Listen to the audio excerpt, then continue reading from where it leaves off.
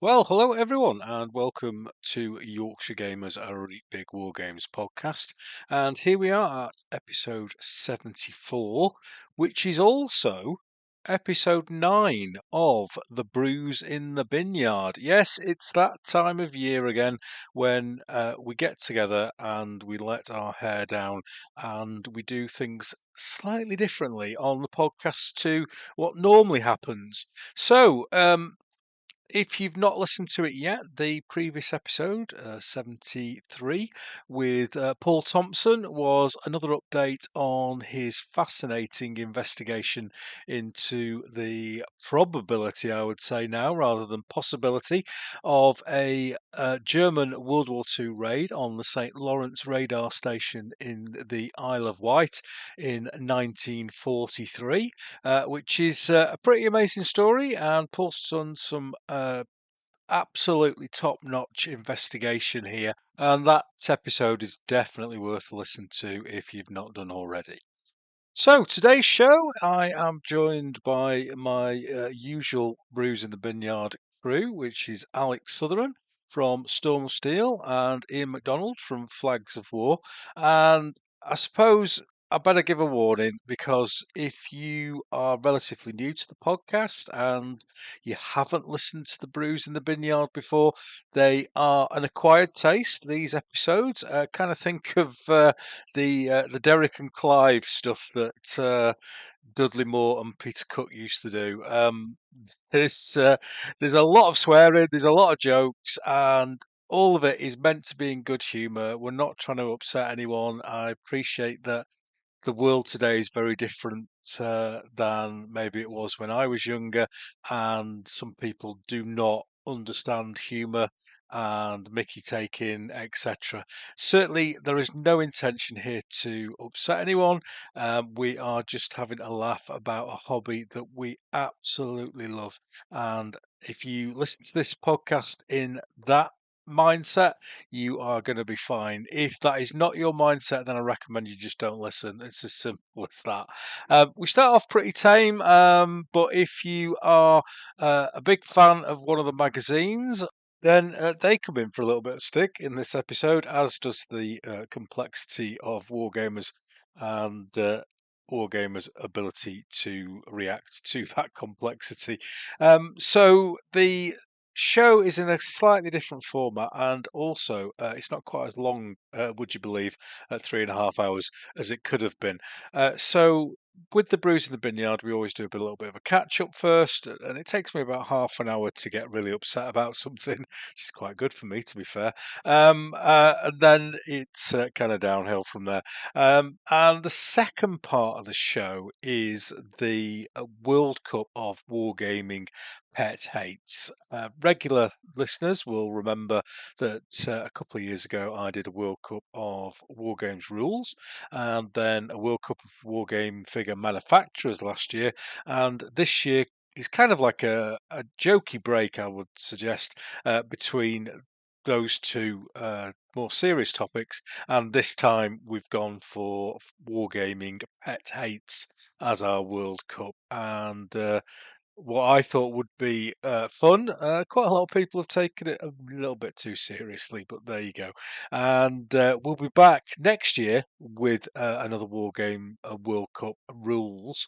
But for now, we have got the pet hates on the go. And this episode, we kind of go through the preliminary round, which has already occurred, with just under 3,000 votes in total. And it selected the 16 qualifiers who, in the course of the show, are drawn together into 8 first round ties, and then a second round is drawn where the seeds have come in, and the seeds have been chosen for no other reason than they are the 8 things that I hate the most.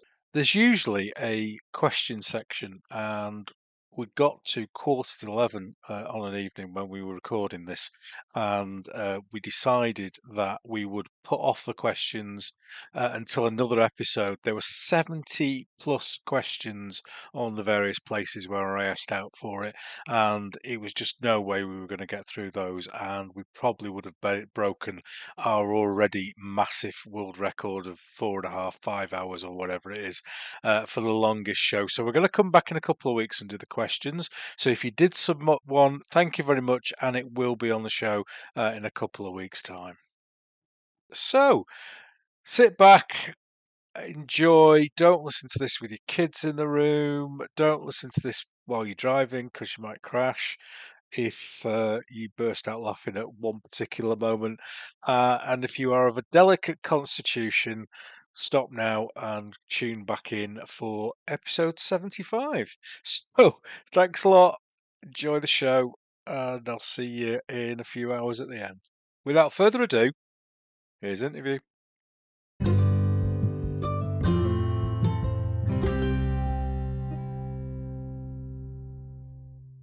Hello, ladies and gentlemen, and welcome once again to Brews in the Binyard. This is episode 74 of the Yorkshire Gamer Reet Big Wargames podcast. And would you believe this is episode 9 of Brews in the Binyard? Well, this is the 9th time we've done this utter shite, and people still tune in. Oh, it's just unbelievable. Absolutely unbelievable. There we go. And join with me this evening, and you'll be glad to know, as it's summer, I haven't got a song. I was gonna do the Grease one with close. I was gonna do the one with Olivia Newton-John and Summer Lovin'. Summer Lovin'. Yeah, but it would have been. I might do it next year, but I just couldn't. I couldn't grasp it. All I could get was Olivia Newton-John in a tight leather trousers, and then I couldn't think of anything else. Are you sure you weren't grasping it? Well, could have been. At my age, any movement's a bonus. Let's start as we mean to go on, shall we? Exactly. Well, so if you're new to this, if you're new to Brews in the Binyard, if you've listened to the last, I've had a run of 1, 2, 3, 4, 5, 6, 7. I've had a run of 8 sensible ones. So if you've just come into this one after listening to them, sit down. You're going to need it. So here we go. So no big introductions because you know who these idiots are. We have fresh from 15,000 subscribers to his Storm of Steel YouTube channel, Alex, the face of Hendo's Slytherin. Good evening, young sir. Evening. Yeah. It was nice to pass the 15,000 mark, and I did try to get your YouTube pushing up there as well, Ken. You know, I think I've had a hand in 1 or 2 people subscribing. I'm sure to you. He went down one. The day after you put it. I was on 3,027. You said, "Oh, give Ken a rest." And next day it was 3,026. That was your bloody family members leaving me, wasn't it? Yeah, it was. Yeah. I put the signal around the family. It said just unsubscribe from that idiot. Yeah, fair enough. Can't argue with that. And also with us on the show tonight, regular of the panel, is Mr. Ian McDonald from Flags of War fame and our resident Jacobite expert. I'm not. Oh, no, we didn't say that. But yeah, I can't believe you invited me back again. I say it every time. You must be doing something wrong, Ian. Definitely. Well, there's no pressure on you, Ian, but I did a episode with an actual Jacobite expert. You did, and it was very good. Yeah. I know Aaron quite well, so. Yeah, I was going to say, do you know Aaron? Yeah. I've helped out in the past with him, being at some of his conferences and stuff. So he's very good at what he does. Cause it's not that far. Preston Pans isn't too far from Glasgow. It's about an hour. Yeah, it's just the other side of Edinburgh, isn't it? Maybe 15. Yeah, it's just down the coast, Edinburgh. just past. Keep going. Just go to Edinburgh and keep going down the coast. You'll come to it. You'll find it. Excellent. So, there's not really the kind of structured format that we have with the normal show. So we kind of talk bollocks in the first, second, and third parts of the show. But the second part of the show is going to feature the draw for the World Cup of Wargaming Pet Hates. I'm sure we've got lots to talk about on that particular competition. I've got thoughts. You got thoughts? Excellent. That's what we like. We like thoughts on this. And then in the final part of the show, we always have our Ask Our Nora questions. And normally I'm fucking panicking at 4:45 on the night that we record that we haven't got enough. We've got 70 questions. So a bit like... I think 60, 67, 68 of them are probably about round dice, I expect. No, nobody's mentioned round dice on this. Wow. So I have developed, I don't know if everyone's ever watched Prime Minister's Questions. They have set answers like answer 1 and answer 2. So answer 1 will be Ken 28 mil, Alex 15 mil, Ian 28 mil. And answer 2 will be Ken, Italian Wars, Alex World War One, Ian Jacobite Rising. I think we could probably get rid of 20 questions just with those two. Yeah, pretty much. Yeah, I looked down some of them, a selection of them, and I just thought, how many of these are repeated or have been asked thousands of times previously? Yeah. There's some juicy stuff in there, to be fair. So there is. We'll have a look at that. We'll have a look at that as we go along. So I think first thing then, I think Ian, we'll start with you tonight, mate. It's just really a bit of a catch up of where you are with Flags of War. Yeah, everything's going quite well with Flags of War. Well enough. So I've not hidden the fact that the last year I probably lost a bit of my mojo with it all. I think we spoke about it the last time where I'd lost the hard drive. Hard drive, yeah. So it kind of hit me back a little bit. I lost a lot of content that way, and it didn't give me a lot of drive. And obviously, Sarisa were doing all the orders still, but I'm still currently sitting on a large number of unreleased figures. So I'm doing my best right now to get to go ahead and get them out as quickly as possible. I've got plans in place to get them. There's a little bit of a hiccup with the next release though. And this is the things that you have. So I kind of went ahead and told everyone, right, I'm getting these figures out, but I hadn't really appreciated when I'd got the stuff back from the caster that they had removed parts of the figure. Oh, nice. But they hadn't told me. And ultimately, it was because it was basically because of the poses wouldn't have cast as well as they would want. But what that meant was that the figures weren't designed in a way that they could basically be consistently basically going through a mold process or a casting process in production. So they weren't set up to have like a ball and socket kind of joint or anything on the arm that would be removed. So that's kind of put that release a little bit back, because I've sent them back to the sculptor, who's going to basically put them into a kind of way that when someone gets them, they'll be able to put them back together quite easily. Okay. So we could have went with what it was, but ultimately it was a green and the arm had been taken off. So if you imagine how a sculptor works, it's a very like a skeleton type body with inside. So it was just a very, very small, like 0.3 of a mil pin, but it casted perfectly in the master process. But looking at it, I'm not convinced that is going to go through the production process, and then going through hundreds and hundreds of casting. They're going to break.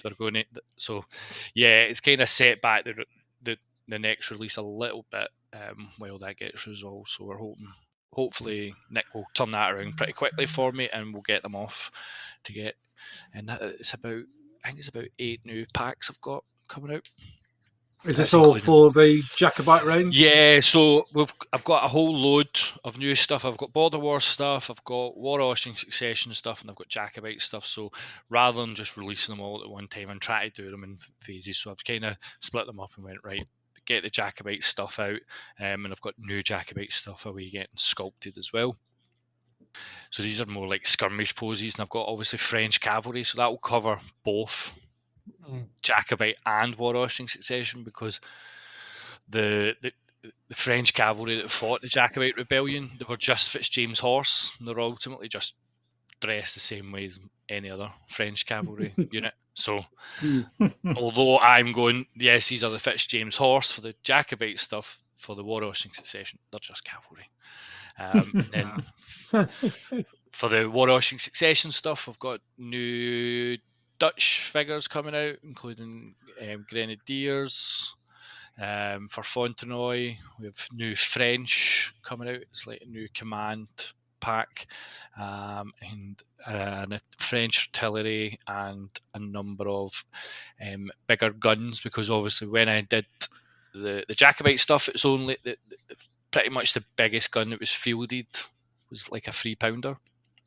So kind of focused on that. There was a number of 4-pounders and 6-pounders, but they were never ever put in the field. They always struggled, especially the Jacobites, to move as quickly as they were, to bring all the artillery with them. Like they had number of ordnance, but a lot that they left in Carlisle, some big guns, and they were like, right, we're moving too quickly, we can't bring these guns with us. So I had to get some bigger guns for the War Ocean Succession, including some 4-pounders and some 6-pounders. Well, let me just interrupt you there, Ian. What makes you choose what to do in a range? Like, where do you start from? You know, when you're like, you're saying, "Oh, got all these bits and pieces coming out." It's like, what do? You go like, okay, infantry is the obvious, but you know, where do you start with the infantry?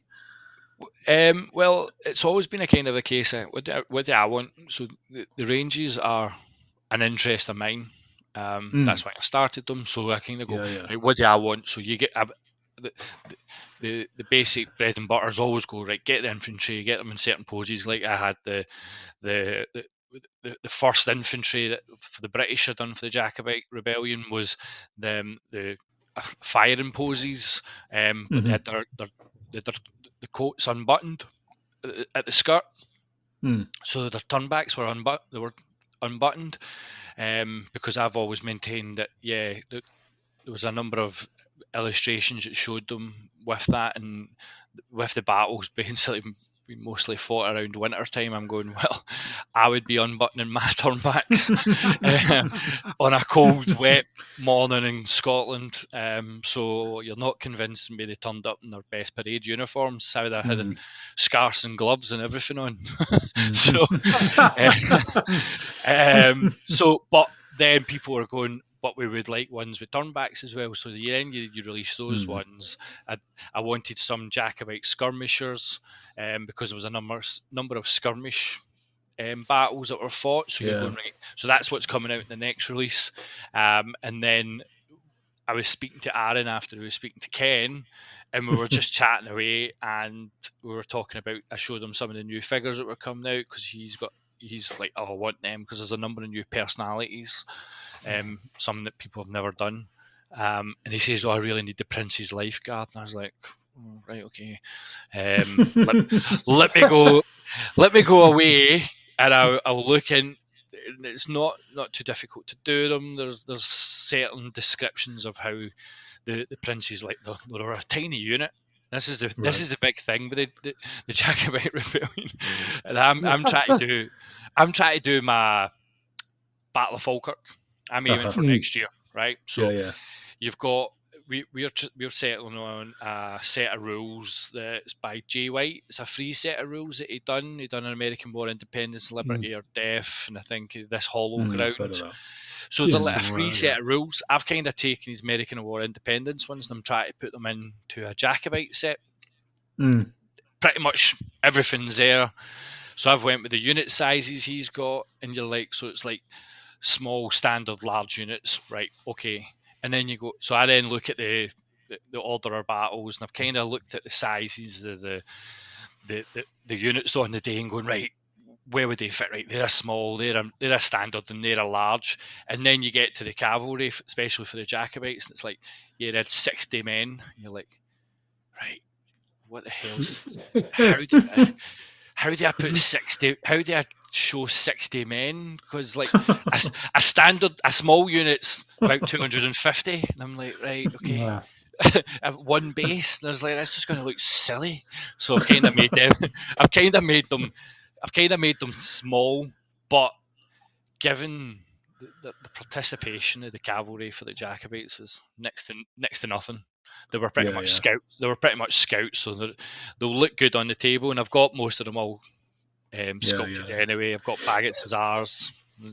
How much are you? How much is it? How much is it driven by customers? Like you just said there, Aaron said, "I want the lifeguards," so you start doing that. As other people, once I'm assuming once you've done the stuff that you want to do, you've got your core of your product. Yeah. There must be other people saying, "Oh, well, I want this and that and stuff." And does that drive you towards putting stuff out as well? I had customers, and it's always kind of difficult to kind of put the expense into certain things that people are asking for. Some people will ask for things, and you're kind of like, I would love to, but it's not going to sell. It could end up being that, especially given my Dutch for the War Rushing Succession. They've not been that successful. So to try and continuously pump money into that, I'm kind of like, right, I could basically put it into something with the Jacobites, which is way more successful, or the Border Reavers, which is hugely even more successful. And I'm like, right, where do I keep putting this money in? But I had customers come at me, and I'm similar, so I kind of get bought in with the idea of what they came to me with, saying that they wanted extra command packs for the French. You've got your line infantry, and everyone was happy that you've got your line infantry in a marching pose, but you don't want 10 units all with the same command. Maybe they want a little bit more, a little bit something different with a different command pack, and I can go, get that completely. I can buy in with that and go, right, I'll go away and create a new command pack and make them look a little bit different poses. I suppose you only really need to do a few of them, don't you, really? Like command packs, you probably only need to like 5 different ones, and there's enough probably in there to mix up quite a lot of them. And like you say, I think that's one of the things that you always see it when somebody releases new toys on Facebook, and everybody's saying, why aren't you doing X and Y, Z and things? It's like, well, there's got to be some kind of business sense behind it. The reason they're not doing Neapolitan hod carriers of 1807 is because nobody's going to buy them, are they? If 1,000 people will buy them, then they'd probably put money into them. But it's like you saying, the stuff that you want to do, but it's just not. It's going to sit there in your files, and it doing nothing basically. Yeah. There's always that thing, isn't there, with figures where, like you were saying, Ian, with your personalities. Even if I'm like a massive Body Prince Charlie fanboy, and I've got like a Body Prince Charlie altar at the side of me, which he has, ladies and gentlemen, because I've been to his house and I've seen it. Then you're only. I mean, even then, if you're a touch on the weird side, you're not going to buy hundreds of them. Whereas if you only need one, don't you? Those hopefully you only need one. If you need more than one, then counselling services are available by the NHS. But if you do a standard Jacobite soldier with sword and targ or with musket, you're going to sell infinitely more than those, aren't you? And you've also got that thing as well that you kind of said it there, Ian, about the Body Prince Charlie's bodyguard. 60 men, but everyone will want it. And it's like the Imperial Guard, isn't it? They're on every single battlefield, aren't they? Wherever you go. And I was the same with my Crusades project. I've got a little unit called the Knights of St. Lazarus.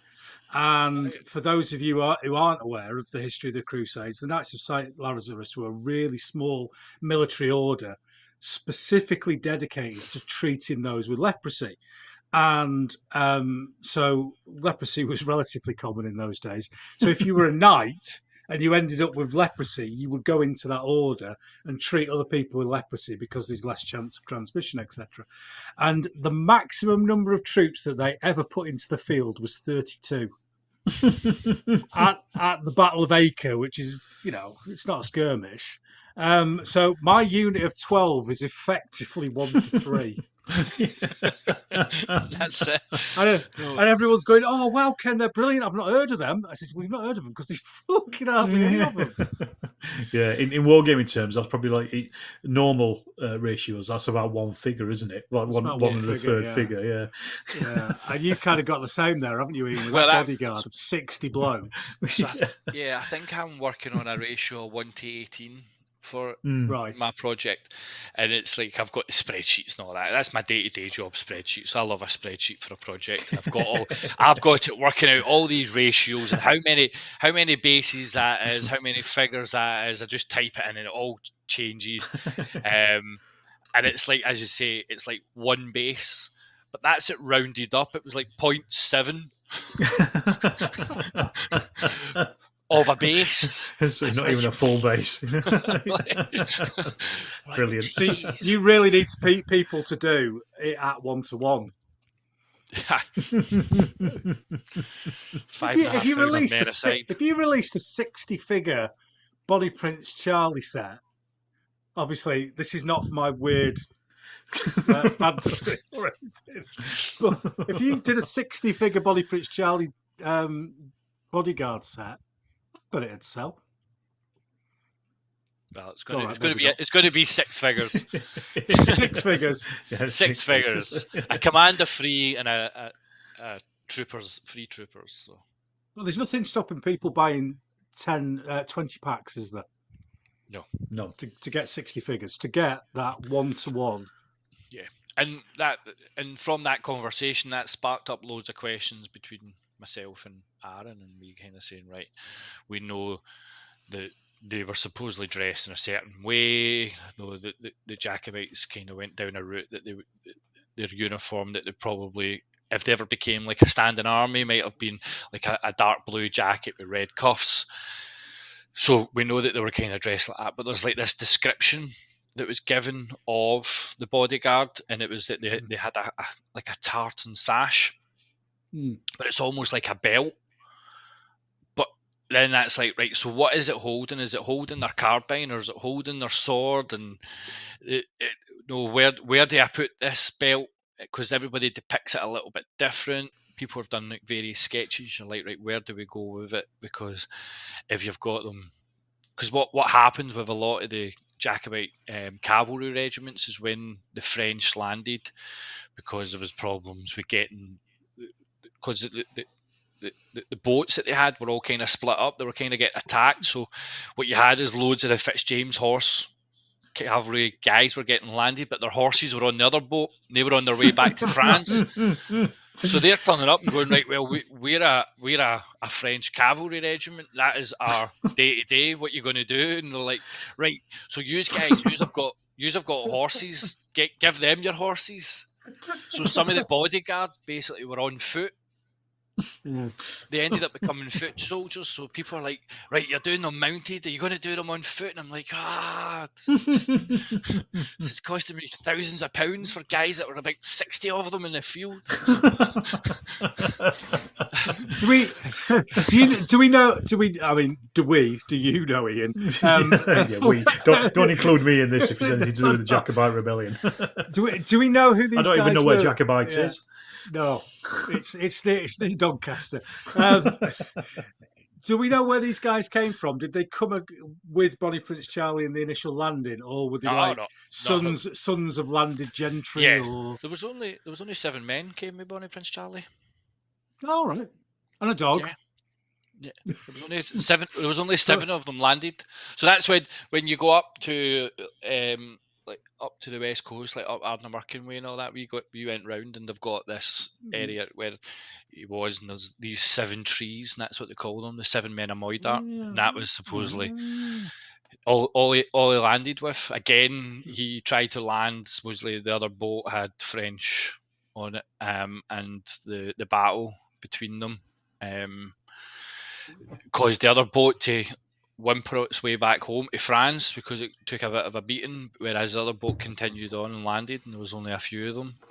And that's where the famous when he landed on Eriskay and he met the chief of the Clan MacDonald, and the supposed introduction, and he said basically went, "Is this all you've came with?" And he says, "Just go home."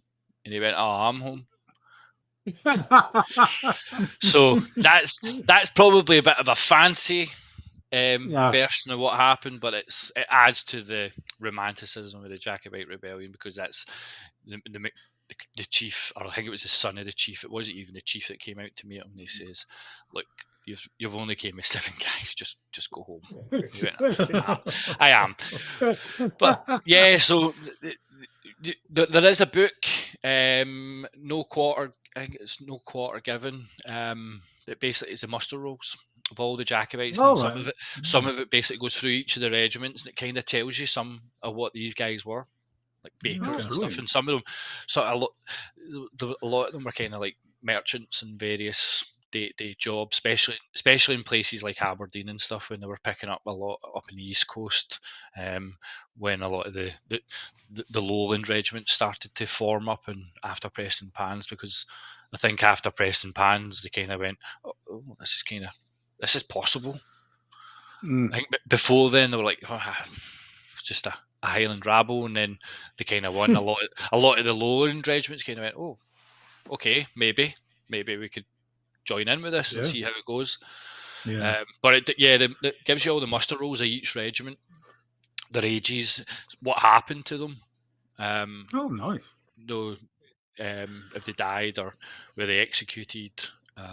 Some were basically sent overseas as well as punishment.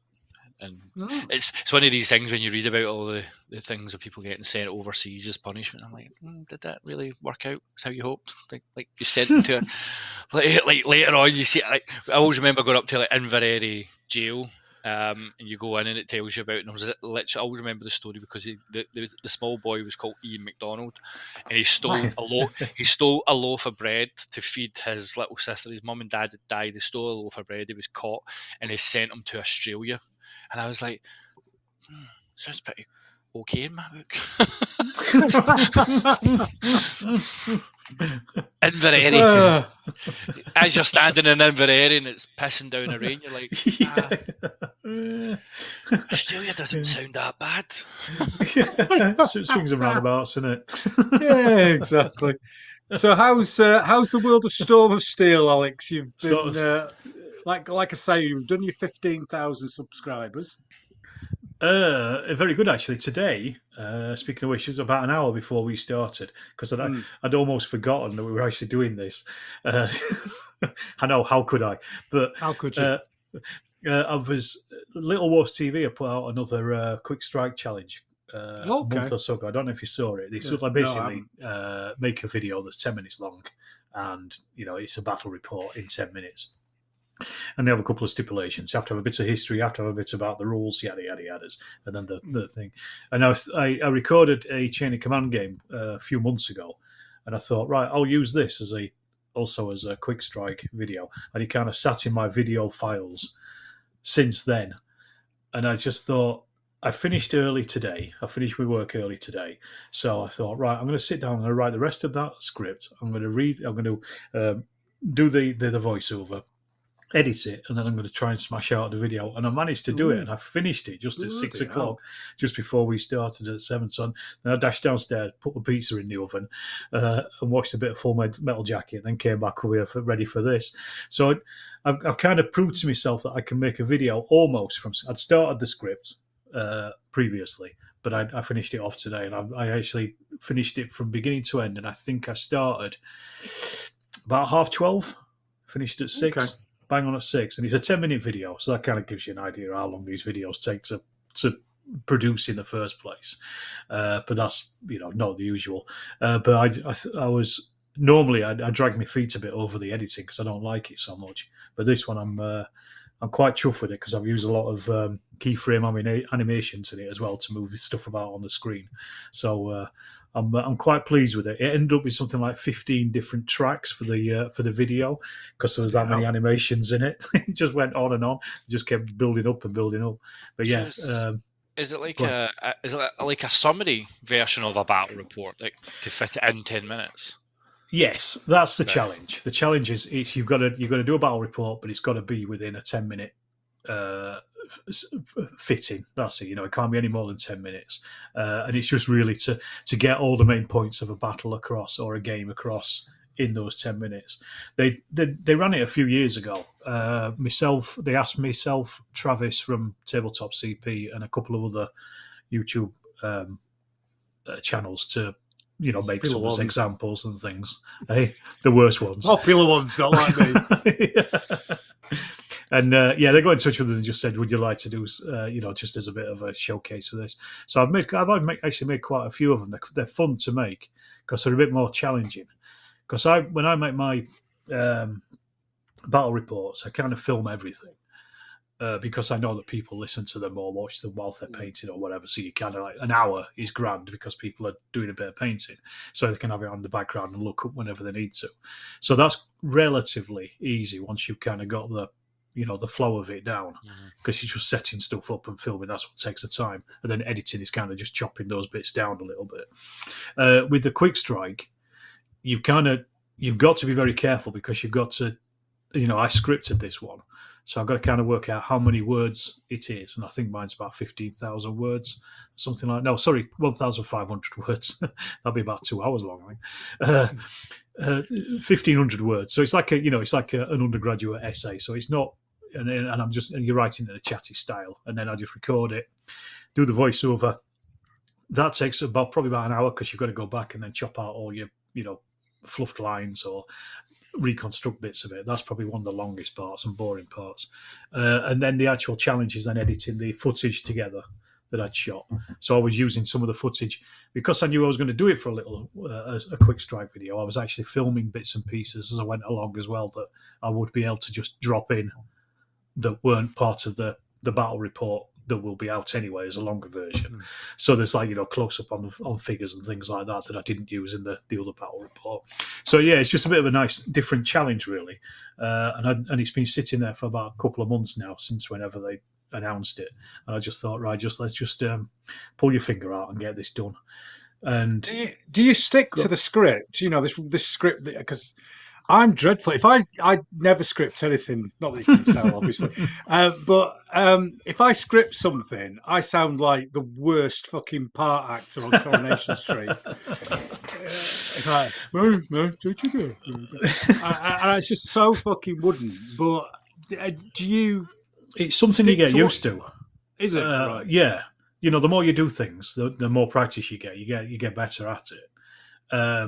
And if I write a script for a video, I generally stick to it because what I do is, let's say I'm making a video for one of the recent ones with Chain of Command, how to do fire and movement.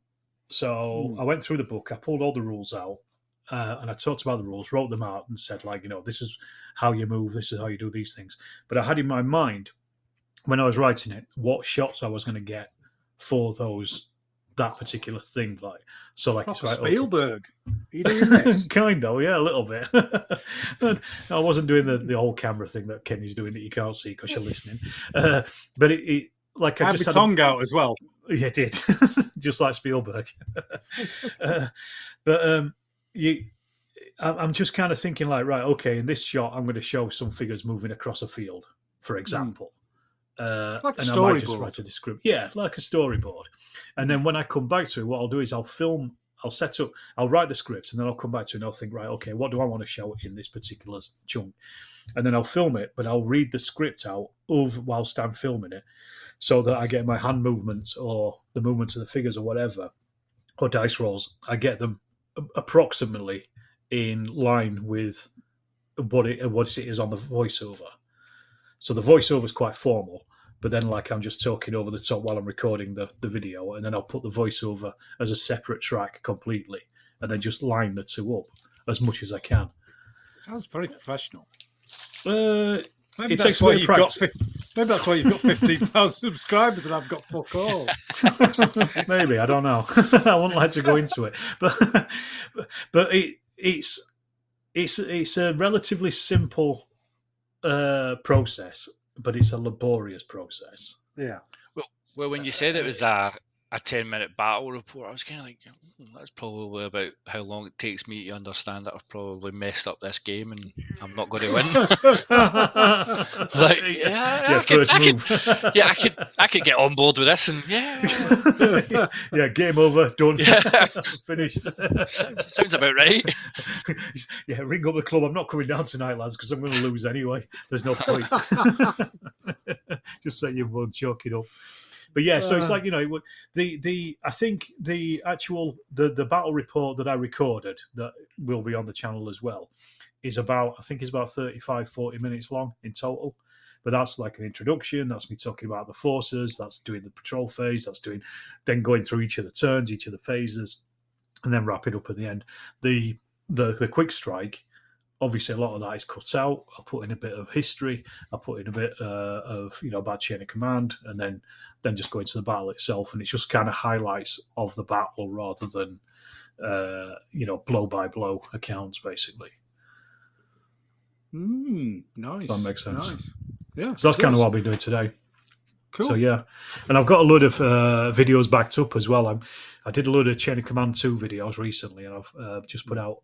Today, as we're speaking on the 6th, one that I did with James Morris from Midgard fame. Oh yes. Has he come across to the chain of command side, or were you Midgard? No, I went over to Wargames Illustrator back in January, and we recorded a game of Don't talk to me about them. Yeah, you're the guys that you love. The ignore list. Yeah. Can I just say that I was very impressed with the free gift that you got in the last Wargames Illustrated, which was a fucking massive fucking hand microscope, so you could see the fucking picture they put on my game in at Salute that won an award. It was that fucking small. You're not bitter though, are you, Ken? James Morris, Midgard, love him, lovely lad. 3 pages, colour photographs, fucking everything. Mike Peters, Ruckus, tiny little fucking skirmish game with 2 figures on a 4-foot table, 3-page full colour spread. My game, fucking, there was a pitch, I'm not joking, you needed a microscope to see it in the front page, and then there was like a quarter of half of a quarter of a page on the Salute bit. Well, touched the nerve there, eh? Coverage at Partisan. I'm off. I've fucking started early today. Coverage at Partisan. Which, let's be fair, I'm not bothered because it was for clearly. It was for, yeah. No, it was for my mate. It was for my mate, and we were trying to raise a bit of awareness for Dogs Trust. So I'm not that bothered about the actual game itself, but it would have been nice if somebody was said, Yorkshire Gamer, friends died, trying to raise a bit of money, blah blah blah. Nothing. Wargames Illustrated. Wargame Soldiers of Strategy covered 54 fucking games on their Instagram. Mine? No. You're not bitter though, are you, Ken? I'm not bitter. I'm not twisted. I don't think there's a conspiracy against Yorkshire Gamer, but it sounds like there is one. I think we can all agree that you are being blacklisted in the Wargames world. You're not paranoid if they are out to get you. It's because you keep going down this route where you can't be monetized, so you can't be published either now. Yeah. Exactly. You're just closing yourself off to everything. That's all it is. Have I mentioned? I don't know whether I've mentioned it on here. This video that I've done with the 3 magazines. You look by your faces, you look it right. I think it might have been the Salute one with Ray and Lee that I mentioned. It's ringing a bell now. It might have been off camera, but less people listen to this one, so I'll say what. So I've done a video. I've done a video with the 3 magazines, Wargame Soldiers of Strategy, Miniature Wargames, Wargames Illustrated, and I've just literally gone this month. It just happens to be the month with the fucked up Giovanni de Medici front cover. More of that in a minute. And I've literally gone through it. I've gone through it as a historical wargamer would go through it. Literally going, fucking jousting chickens, fuck off. Colours and badges, fuck off. And I watched it back and I thought, you're a bitter and twisted old man, Ken. And I am. But now I think I may as well release it, to be fair. Yeah, just put it out. Just see what happens. There. Yeah. Because that front cover, and I mentioned it before, but it does really, really wind me up. You've got Giovanni de Medici, the famous condottiere leader, stood on the front, looking very nice, very, very good. Very good there. He's got two lads behind him, bodyguard lads, bringing it back, a bit like fucking Billy Connolly here. Brings it. He's there with two flags, the flags of which are to mourn the death of Giovanni de Medici. So, I know the flags are talking about now. Of course you do. Is Giovanni de Medici dead? And he doesn't know it. He's a ghost in front of two people holding the flags that mourn his death. Or is he still alive and the two people behind him are the assassins who are going to kill him? I think they're giving the game away if that's the case. And then, they must be the worst assassins in history. The assassins that turned up with flags. Yeah. And then in the index, they called it a warband. It's a fucking... Condottieri are not warband. They're not fucking airy Gallic types with fucking showing the willies and scaring people. What faction of mercenaries were they though? Exactly. Well, faction was mentioned in the article as well. So anyway, so that might come out now because I'm upset. I'm livid. I'm livid. Why do I get a tiny little photograph and James gets fucking 3 pages? You might need to get checked for high blood pressure in regards to this. Well, yeah, it's true. It's true. I'm not a well man here. I have to sit down at shows. I shall only assume it's probably because James is he's a contributor to the magazine. He is, and that might to bring a bit of rationality to this. I know it's not really required around here, but no. Well, and that Mike Peters bloke. I mean, he was the fucking cheerleader of the Nevermind the Billocks lot when that fucking went wrong a couple of years ago. But his stuff is published by them as well.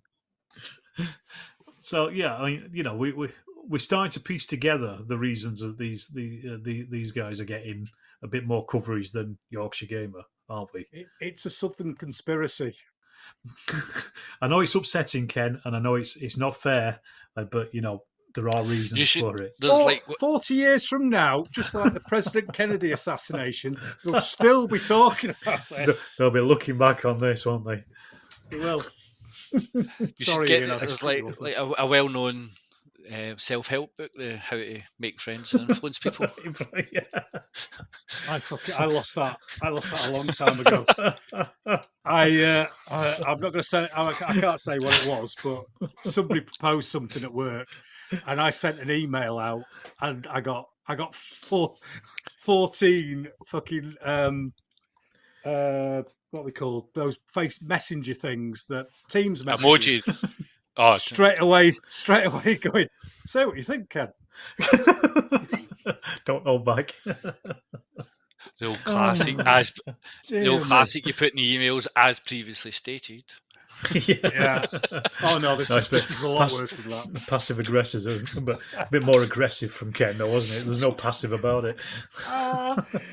And so, yes, salute. We mentioned this before we started, didn't we? There was some guy, I can't remember where it was on the internet, that said, I don't like it when game organisers sit down and chat to the mates. Right, let's just fucking get this on air now, recorded. I'm waiting for an operation, you bell end. I have to fucking sit down because it hurts when I stand up. And then I have loads of people going, you don't talk, no, it's dreadful. People don't talk to each other at games and they don't talk to the public.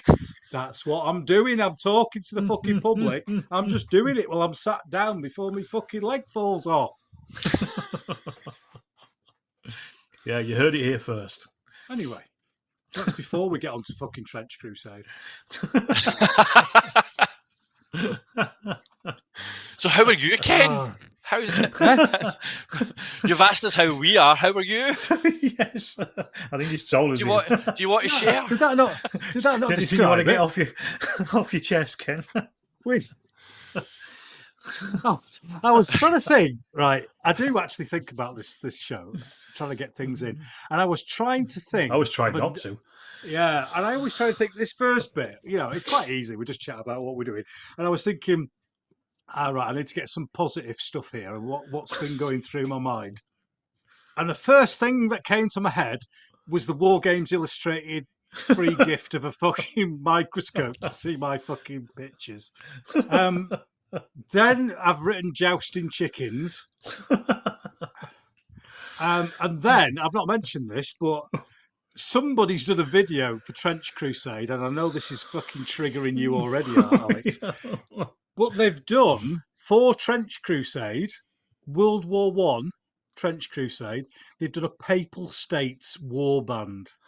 Oh, God. So, I'm not expecting everyone to understand the history, but the Papal States ended in 1870. World War One started in 1914. Yeah, it's quite a gap, isn't there, between those two periods? But it's World War One, Ken. Anything can happen. It doesn't matter. Well, apparently. see, going back to the amount of subscribers you've now got, Alex. How do you get? Trying to bring back a bit of semblance of order here. What's the when Ken says he doesn't script stuff, he's right, and he does not script anything. This is kind of similar to yourself, Ken. When I go, I go. When I go, I go. It's probably a similar question to yourself. How much interaction do you guys get on like the YouTube between the people? Because I see obviously Ken's got quite a fruitful Facebook group.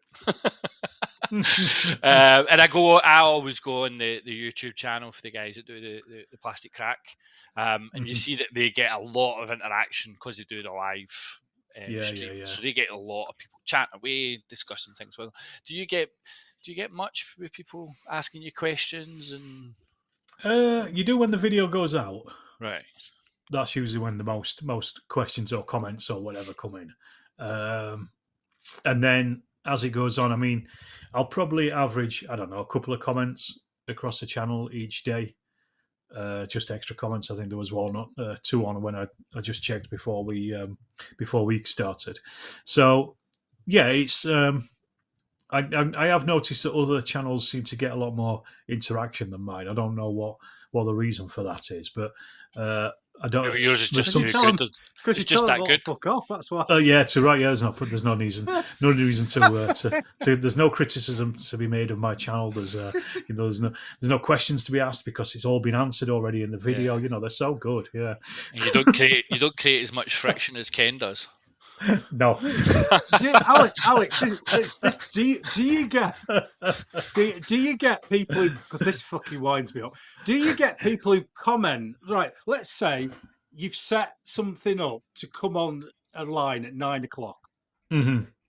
So that, and it's an hour-long video. So at 8 minutes past 9, the maximum that somebody could have watched is 8 minutes of that video. And then they put a comment on it. Going, that was a fantastic video. I really enjoyed it. No, you fucking didn't. You've only watched 8 minutes. Well, the thing with YouTube is you can actually speed it up. So potentially they could have watched it at like 30. Yeah. If you click on the settings, that you can change the playback speed. So they So could when I'm potentially watching your have watched videos, it shows I can speed up to when I come on. Yeah, it's just till your bit. Yeah. And then Quite you don't easily. interview me again. Do you remember the movie Short Circuit? Oh yeah. It reads the books at a million miles an hour. Books, people just watching your videos at a million miles an hour. Yeah, that's all it is. Enjoying them. So, but yeah, I've had it sometimes because my videos usually go out at 5 o'clock, and yeah, an hour-long video, 15 minutes past 5, somebody's making a comment on it, and it's usually answered later in the video, so they've obviously just not watched it right to the end. You see that it gets edited later on, going, "Oh, I've already seen it." I can imagine people just sitting there waiting in Ken's videos just to send them abuse. Yeah. Just like,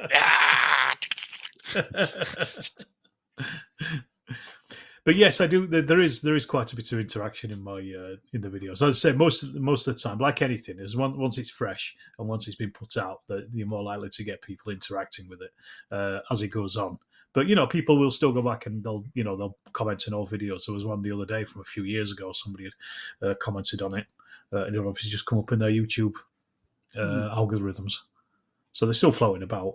Yeah, I've been pointing a few people to your videos. Well, thank you very much. They've been trying to get a chain of command too. Yeah. I knew you were putting up some of the videos in terms of some of the mechanisms. Yeah, I'm thinking about doing some proper tutorials on it as well at some point in future. Again, it's that laborious thing of writing the script and recording it, all the things. It takes a while, so don't hold your breath just yet. No, and speaking of cock. Is this you going back to the jousting? I did put you can a bit like the post I put on today with I don't know if you saw it, with the French chasseur in bits, and I've put I don't know if you can help me urgently, but I've lost the assembly instructions for my Perry chasseurs de cheval. Can you help? And then you can quite clearly straight away see who listens to the podcast. And then some people give you fucking proper instructions. Fucking hell. Strange people. But yes, I was going to say, quite clearly unscripted. But talking about cock, because I said I'm a bit worried about going to Partisan because apparently Rich Clark's got his new cock coming out. Yeah, he was very proudly showing off to everybody. He was, bless him. I suppose the talking point around that, and I've got to be honest, I don't really understand it, is this Patreon thing that they've set up, the two fat laddies. Are you kind of across that, Alex? Yeah, well, I've got a Patreon. Yeah, I'm all over it. I've got a Patreon myself, and I've had one for a long time. They're kind of like it's just like a third party thing where people can just support an artist or content creator, as they call us these days. So if you're like playing fucking Wonderwall outside Glasgow Central Station, it's the equivalent of your cap where people put the money in. Yeah.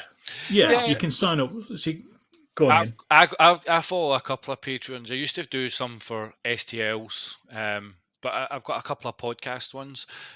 Not really Wargames ones. It's mostly comedians, and a lot of them they'll do their day-to-day shows, and then they do. No, it's not. It's a couple of local guys. The Monday Club. Right. It's quite funny. But they do like a separate Patreon show that you don't get if you don't subscribe, and they also do live shows. So you'll basically be like first dibs of any live show tickets. So it's kind of like those kind of benefits. But you can end up subscribing to too many of them. You end up because you can do, and you have to trim it down a bit. I subscribe to quite a few. Again, it's not all wargaming. Some are just people that I like what they do as an artist or whatever. For me, what I do is I use it as a way because people pay, monthly, and I don't set the limit. So it's basically, you could pay £1 a month if you wanted to be my Patreon, or there's some people that pay £10 a month.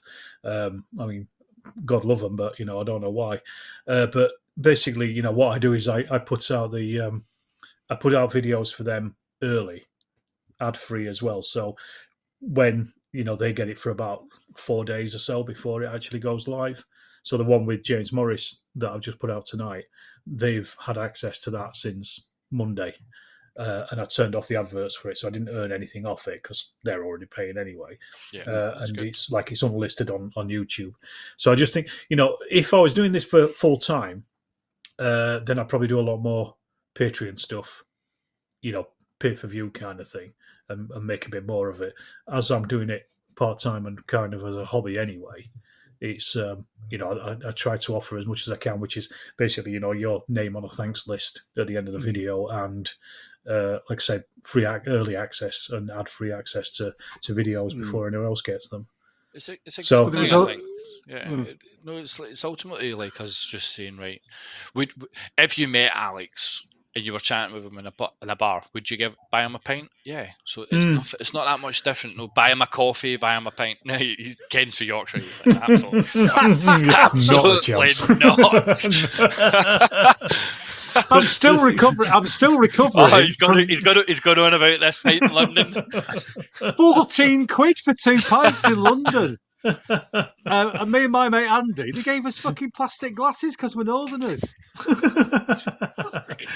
Yeah, well, we're not going to come down and fucking steal all your corn and take all your bloody cows back up north.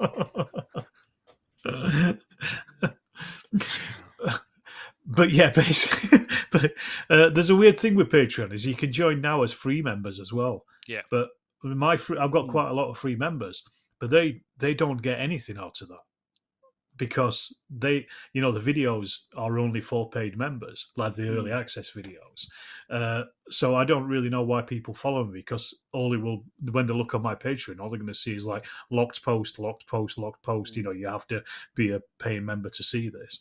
So, but it's a nice way to support it. But what TFL are doing, Too Far Lardies, they're making it into a single point of contact for Too Far Lardies stuff. Right. So it's kind of like the old forums were before they went under, and like other places that have collapsed, like Yahoo and stuff like that. And it's a way of them just being able to put stuff out, when they want to. So that's kind of what they're doing. So Rich has currently been writing a load of essays on chain of command and the thinking behind the thing. But theirs, you can join it for free and you do get all access to everything, or you can pay them and you still get access to everything. So it's just kind of like you saying, it's like you're buying your mate a pint. You know what I mean? It's like I pay them £5 a month. I'm buying them a pint a month. It goes half back a to pint is in London. It goes back to what I was saying about customer input in terms of what figures you bring out, what flags you bring out. And while people giving suggestions is a great idea, if you sometimes sit back and think about certain aspects of it, is time is money. This is Flags of War is a part-time thing for me. It's something I do after my work in my day job. After I've been looking after my family, I spend a little time in bed. Me and my wife are watching the TV, and I'm sitting there maybe drawing flags or doing research. So there's a lot of time, but that's sexy times. That's out the window, man. Have you seen this flag, love? Have you seen this flag? I want to put my laptop down for my birthday, so. It goes back to that, and it's. I would maybe get questions of people going, "Oh, can you do this flag?" And I'll go, "I could do it. Right? How long would it take me to draw that? Right? Or fully understand it?" Because sometimes people give you very little in terms of what they actually want. It could be like some absolute obscure regiment, and you go, or they give you like a really, really terrible like image of what the flag maybe looked like. Like, wow, right? How do I pick out what the details are to try and get it accurate? Right? I could spend hours drawing that one flag and selling it for £3, and then you go, I sold one, right? Yeah. And that's similar. So people have got aspirations of what they can get from Rich and the other guys in terms of these games, the support that they can get. But that takes so much time, so much effort. Oh God, yeah. To turn around and say, I'm not going to I wouldn't buy you a pint for giving me all this free content is crazy. I think, as I say, it's just literally going, would you buy that person a pint if they gave you a whole load of scenarios? Yeah, exactly. And I think, like you said, the thing with small companies like yourself, well, even, small channels like myself and the Too Far Lardies, you're going through one person. You've only got one pair of hands to paint a flag or draw a flag or come up with a design. And as you say, once you're doing that, you're not doing another one. Your mind or your sculptors, they're only sculpting one figure at a time, or you can obviously once you're casting them, it's a bit different. But you're getting to that point, you're only going through one person. Same with TFL. People keep saying, "Oh, when's so and so coming out? When are you going to do? Are you going to do 4th edition of I Ain't Being Short, Mum?" It's like, well, no, because Richard can't be bothered to do it, and he is the one person that would do it.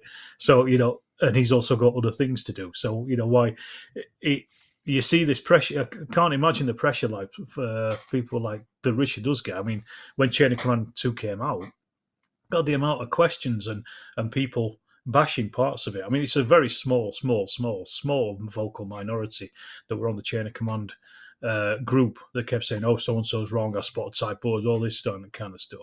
And you're just thinking, I've spoken to Rich about this, and I know he's put his heart and soul into it, and he's really proud of that product. And then to suddenly release it, and you think, I put all this effort in, and all these people can do is bitch and moan about it, and you kind of think, like, just give the guy a break at least, And it's the same, like I say, people pick up on mistakes and things that anybody makes, and you think, well, it's just a person behind it, isn't it? At the end of the day, that's doing that. And it's a big thing, and that's probably a symptom of the internet as a whole. Everybody's got a platform, everybody's got an opinion. I know from me, I've got things wrong with like things I did with Border Wars and stuff, and I've never been diagnosed, but I know that I suffer from ADHD so badly in terms of trying to get myself organised. I've never had it picked up when I was at school, but there's an element of dyslexia, but I do everything. I love doing the rules and stuff, and people then go, "Oh, but you made a mistake there," and like they completely bash you for it, and I'm like, right, okay, and it kind of puts you back, and you're kind of like, right, well, I'm not going to actually do anything anymore because people are just going to destroy me. But then that's you see the negatives, you don't always get the positives of when you put a game on at a show and somebody comes along and says, "I love your game, it's brilliant, I play it, we play it with our club," and you go, "Oh, that makes me want to go home and do more now." But the internet kind of brings all the negatives. This is the thing I was saying to both Nick and Rich, because we got a private group where we were playtesting, so we were kind of chatting through it the other day, and I said to them, humans always look at the negative. So again, on my videos, I could have like 100 comments that say, "This is really good, really love it, fantastic, really enjoyed that." You have one where it's like, "Oh, you made a mistake here," or, "Did you mean to do this?" And that's the one that you concentrate on. You kind of ignore all the good feedback, because it's almost as though it's agreeing with you anyway, because it's like, well, I made it, so I think it's all right. But, and you're kind of agreeing with those, but then it's the one person that just says something shitty, and then that really upsets you for the rest of the day. You can't stop thinking about it. And you can't think about those other 99 other comments, or like you say, a show where, people coming up and going, "Oh, that looks fantastic." It's the one person that goes, "Oh, so-and-so's in the wrong place." You just, we all do it. We all suffer from it. It's just a human thing, isn't it? I always go back to, I think it was episode 10 with John Lander, and he had put this massive 74-foot game on at Salute with Market Garden, and somebody came up to him and said, "I think you'll find that Panzer's the wrong mark. Panzer 4's the wrong type or something." Yeah. And bless him, John, I now use this as my standard fucking reply. John went, "Yeah, I just haven't fucking bothered, have I?" like threw his arms up and down the 74-foot table. So that's kind of my stock response now for people. Oh, that's wrong. Somebody was going, "Oh, that doesn't look like Chew House for the Germantown game." And it's, "Oh yeah, 12 foot by 6 fucking hand sculpted terrain, 2,500 hand painted fucking figures, loads of fucking, terrain specifically built for the fucking. I just haven't fucking bothered." But that's what I mean, Ken. You remember that comment. Yeah, you do. But how many of the comments do you remember where people have come up and said that looks fantastic? You don't, do you? Because in your mind they're kind of agreeing with you, because it makes you feel great when they say it, but you can't remember anybody saying it specifically, but you remember the person that says, your windows are wrong on that house or whatever. I think I remember it because I write the names down and send it to www.dayofthejekyllnexthit.com. But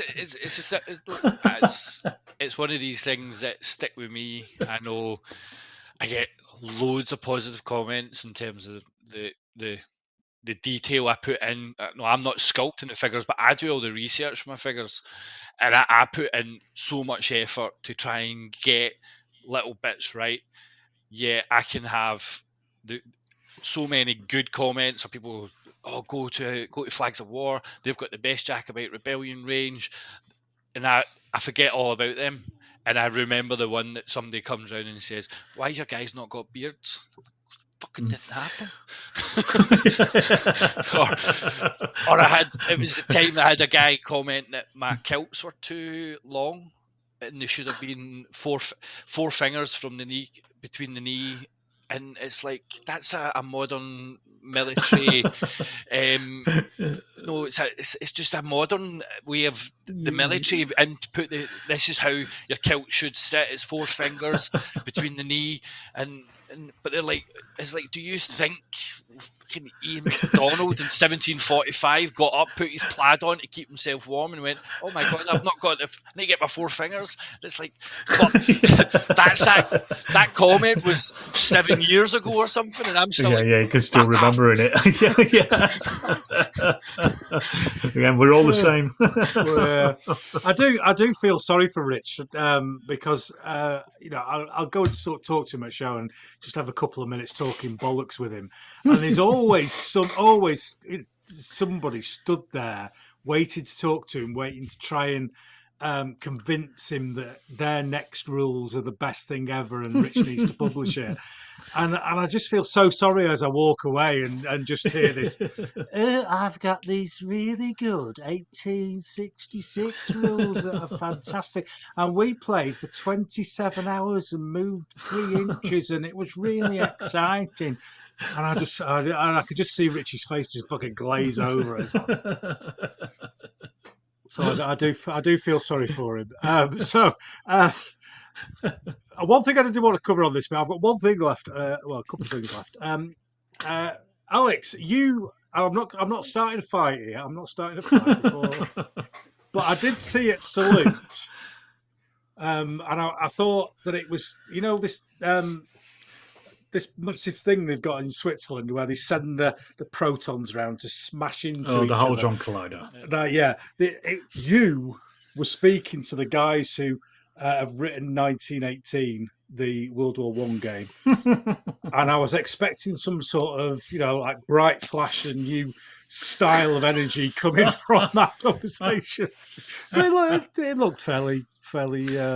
It was very very disciplined. I took umbrage with both of them, and I mentioned their appearance on your phone-in show, and I said, I'm going to take issue with the fact that you said that you can only play 18 games, and at the same time I was doing that, I was editing a 1916 battle report video whilst I was listening to your show.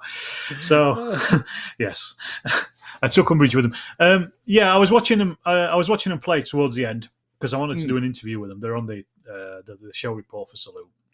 And I thought, I'll give them a bit of a boost because, they're doing a First World War thing. And I actually went through their rules. They did send me a copy of rules ages ago. And I've gone through it. Well, first of all, I went straight to the platoon organisations. That was the first thing I did. Flip to the back. Ruthless. Yeah, ruthless.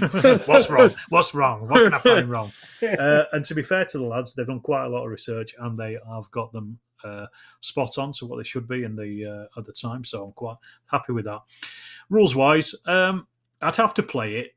But if I'm perfectly honest, this is not a slight on them. It's just not for me, I don't think. To me, it didn't feel like it offered anything particularly new to me. It's a bit of it's not an I go, you go. It's you activate one unit, they activate one unit. You can then also do a bit of command stuff where some extra things can happen and things. And there's a lot of traits and keywords in there. And I can kind of see that it's kind of come off the back of more modern games. I could be completely off the mark here, but it seems to have come off a lot more modern Games Workshop style games. That's not to say that it's like historical, that kind of thing. Less so than that, I would, because that's more like an I go, you go. It's more like I say, you activate a unit, they activate a unit. There doesn't seem to be a huge amount of friction in the game for what I would want. I'm fairly committed to friction, shall we say, which is why I like Too Far Lardy stuff. I like, I like the fact that you can't, unless you've got everything in the right place, you can't always do everything you want to do. and you have limited resources. In their game, it doesn't feel like there's that limit of resources. It's like every unit can move and do something in the turn that you're doing it in, and it's not a style of game that I like. That's really what it comes down to. Yeah. But I was watching the guys playing it. There was a couple of guys that they got playing it, and they were really enjoying it. So that's it. There will be people who write into it because I know people. I know guys from my club, and they don't like the Lardies rules because there's too much friction. Yeah, exactly. And we want something a little bit more simple, and it's like, as I say, I've been putting one of the boys I game with. I was putting them and pointing them towards your videos for Chain of Command, and he's been quite a big bolt action player, and he's just coming over, kind of going, huh. It's quite a departure, isn't it? I think it's just like I roll dice and I can't do fuck all. And I'm like, and he's like, but I used to be able to pull out a dice and always do something, and now I can't do fuck all. And it's like, yeah. It's just like learn how to use those dice. Is this your first time playing 2 Fire Lardies? He's like, yeah. Well, this is the thing. I mean, that's one of the big arguments against them. Is that you see it all the time, like in threads and things like on Reddit and stuff, and people who say you're never able to do anything in the turn. It's like, well, you haven't got the things in the position to do the things that you want to do. The games are designed in a way that if you get everything in the right position in the first place and just be a bit patient and not just ram everything on the table and run to the middle, then you will be able to do most things that you want to do. There'll be turns that you can't, but there'll be turns most of the time you can actually do something. Yeah. But that is, that's where the friction comes in as well. It's the fact that you're fighting against it, and I like that factor of it. It's one of these things with gaming, isn't it? That when we're playing a game, because we feel as though we're doing something, it's this constant motion of movement and stuff that is almost like real time. But it's not, because if you imagine what we're doing is moving these guys, so that's it's minutes or whatever, whatever time that is, and somebody not moving, that's not. Oh well, I've missed a turn. They've not missed a day, guys. I've probably missed like 10 minutes, and that would happen in a battlefield. Oh yeah.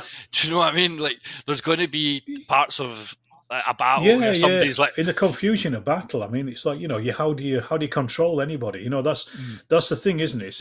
A battle is I think, I can't remember if it's a NATO thing, but it's a 3 Cs versus a 2 Fs, which is the command, communications, and control versus fog of war and friction. And you've got to get those 3 in place before you can deal with the other 2. And you just can't do that, when you're controlling, hundreds of men running about while other men are firing at them. If you think about, you guys will have always seen Band of Brothers, and I always remember the scene. I can't remember, what was the crazy captain's name that shot everybody? I can't remember his name.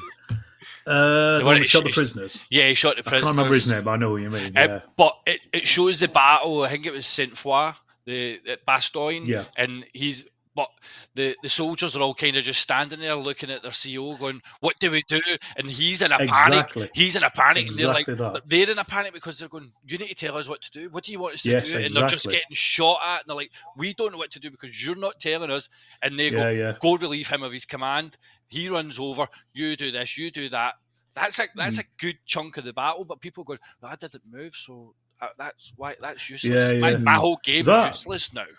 That exactly there is a game of Chain of Command when you roll the right dice. It's like, right, okay, my commander is in the right place. He can get all these units to do what they need to do, and they are not doing it. Like you say, the dice are designed that, the low end dice are crap. You want the high numbers on the dice because they're the ones where it's a senior leader that is telling everybody what the hell to do, and that's why you can add them up. I mean, it's a really clever design, but. Yeah, and exactly that. They're stuck there doing nothing because the commander's collapsed and controller's collapsed.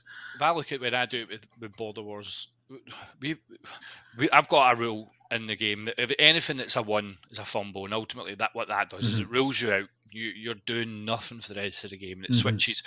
switches where who's in control of the game. But Right. to try and stop that, because it's interesting when you go, right, ones, it's probably so low on a dice, but between a 6 and a 10. But the amount of times it actually happens is actually quite ridiculous, that people roll one, especially myself. I'm terrible at it. So I then adapted the rules to try and help stop those kind of things. So you could end up with like having, because Border Wars is such a small scale game that I know you're not interested, Ken, but you've got one guy and he's not moving because you're constantly rolling a 1, or you're like, right, okay. Yeah. So I changed it, right, 2 and a 3, you can still walk. And then I basically went, right, I'll put another rule in. If there's no enemy within 12 inches, you don't even need to roll. You can just move them, which basically means you're not going to potentially lose control of the game by rolling a 1 and completely ballsing it up. But you're also getting your guys moving. And the minute they come in 12 inches of the enemy, they have to stop. That's when you start rolling. But you've not got your guys still sitting in a deployment zone. And we had that. We did it one year at Salute, because the first set of rules I had was Street Wars, so my 1970s New York gangs, and Border Wars kind of came after that. We had a one game and this guy just didn't move, and the boys kind of look at me like, this guy's not doing anything. I was like, you're rolling the ones, not me. What can I do? It's like, but then you're going, right, okay, I get how that wasn't a good experience for him. I understand that, so try and put bits in place to try and alleviate that and make it a little bit more in his mind. I'll still get to move. I can move if I do this and that, but with things like the chain of command, like if you go, right, that unit's not activated, some people are just absolutely losing their head across it and going, that's it's like they've taken a whole day out. Do you think it would be good if I'm going to lose a few viewers? I'm going to lose viewers here. Oh no! Do you think it would be good if there was a board games do it? I'm not going out on a limb here. They have a complexity rating, don't they? So they have like a little bit dim. able to breathe and walk at the same time, and then down to unicycling, balancing a chicken on the forehead whilst typing on 2 separate laptops. So there's that hierarchy, isn't there? Of because we're all different. We're a world of difference. Some more different than others. But that if there was, and there won't be because we haven't got a universal producer of rules, but if there was some scale of complexity for rules, well, this is the problem, I think, isn't it, with wargaming versus board gaming? Board gaming, you can kind of work out the complexity of it. With a war game, it's a bit harder because there's a lot more facets to it than just, the board game is enclosed within that board, basically, isn't it? So you can kind of, depending on how many rules there are within that board, you can kind of say, okay, this is complex because there's a lot of rules to remember. A war game is slightly different. I mean, personally, I don't think Chain of Command is particularly complex, but I can see somebody picking it up because there's quite a lot of little things to remember in it that people, but I played a lot of it, so I kind of remember, well, probably, I don't know, 50% of it, because I still get stuff wrong. But, it's deliberately, the core rules are deliberately simple and have been simplified because it's not about, the firing is, you either hit them or you don't, basically, and then you either injure them or you don't, and that's all you need to know. This is something I was talking to Dave Brown about it, and he said similar. It doesn't matter, 4 up is a hit, it's grand, that's it, or you either hit them or you don't. The complexity comes in that deciding on what you're going to do and what decisions you're making, and that's the complexity of it. So it's a complicated set of rules in that you are making complicated decisions, but the actual mechanics of the rules themselves are pretty simple, and you can hold them in your head as well. And that's why I like stuff like O Group, and also GDA2, because you have that finite resource, and the complexity comes from where do you put those resources. Where's the best place to spend those 9 orders that you might have got that turn? Is it do you reduce everybody's shock and not do anything, or do you just keep pushing this one particular point on the battlefield to get at least a victory there? And that's really what I like. That's what I want from a game. And to go back to 1918, it's a platoon level game, but the fact that you're moving those individual units, to me, doesn't feel like a platoon that's operating together as they should have done in the First World War, because they were operating as a unit but 4 separate sections. Their tactics were based around moving together and firing together, and they all had separate things. So that's why, to answer your question in a long roundabout way, that's just why it wasn't for me, I don't think.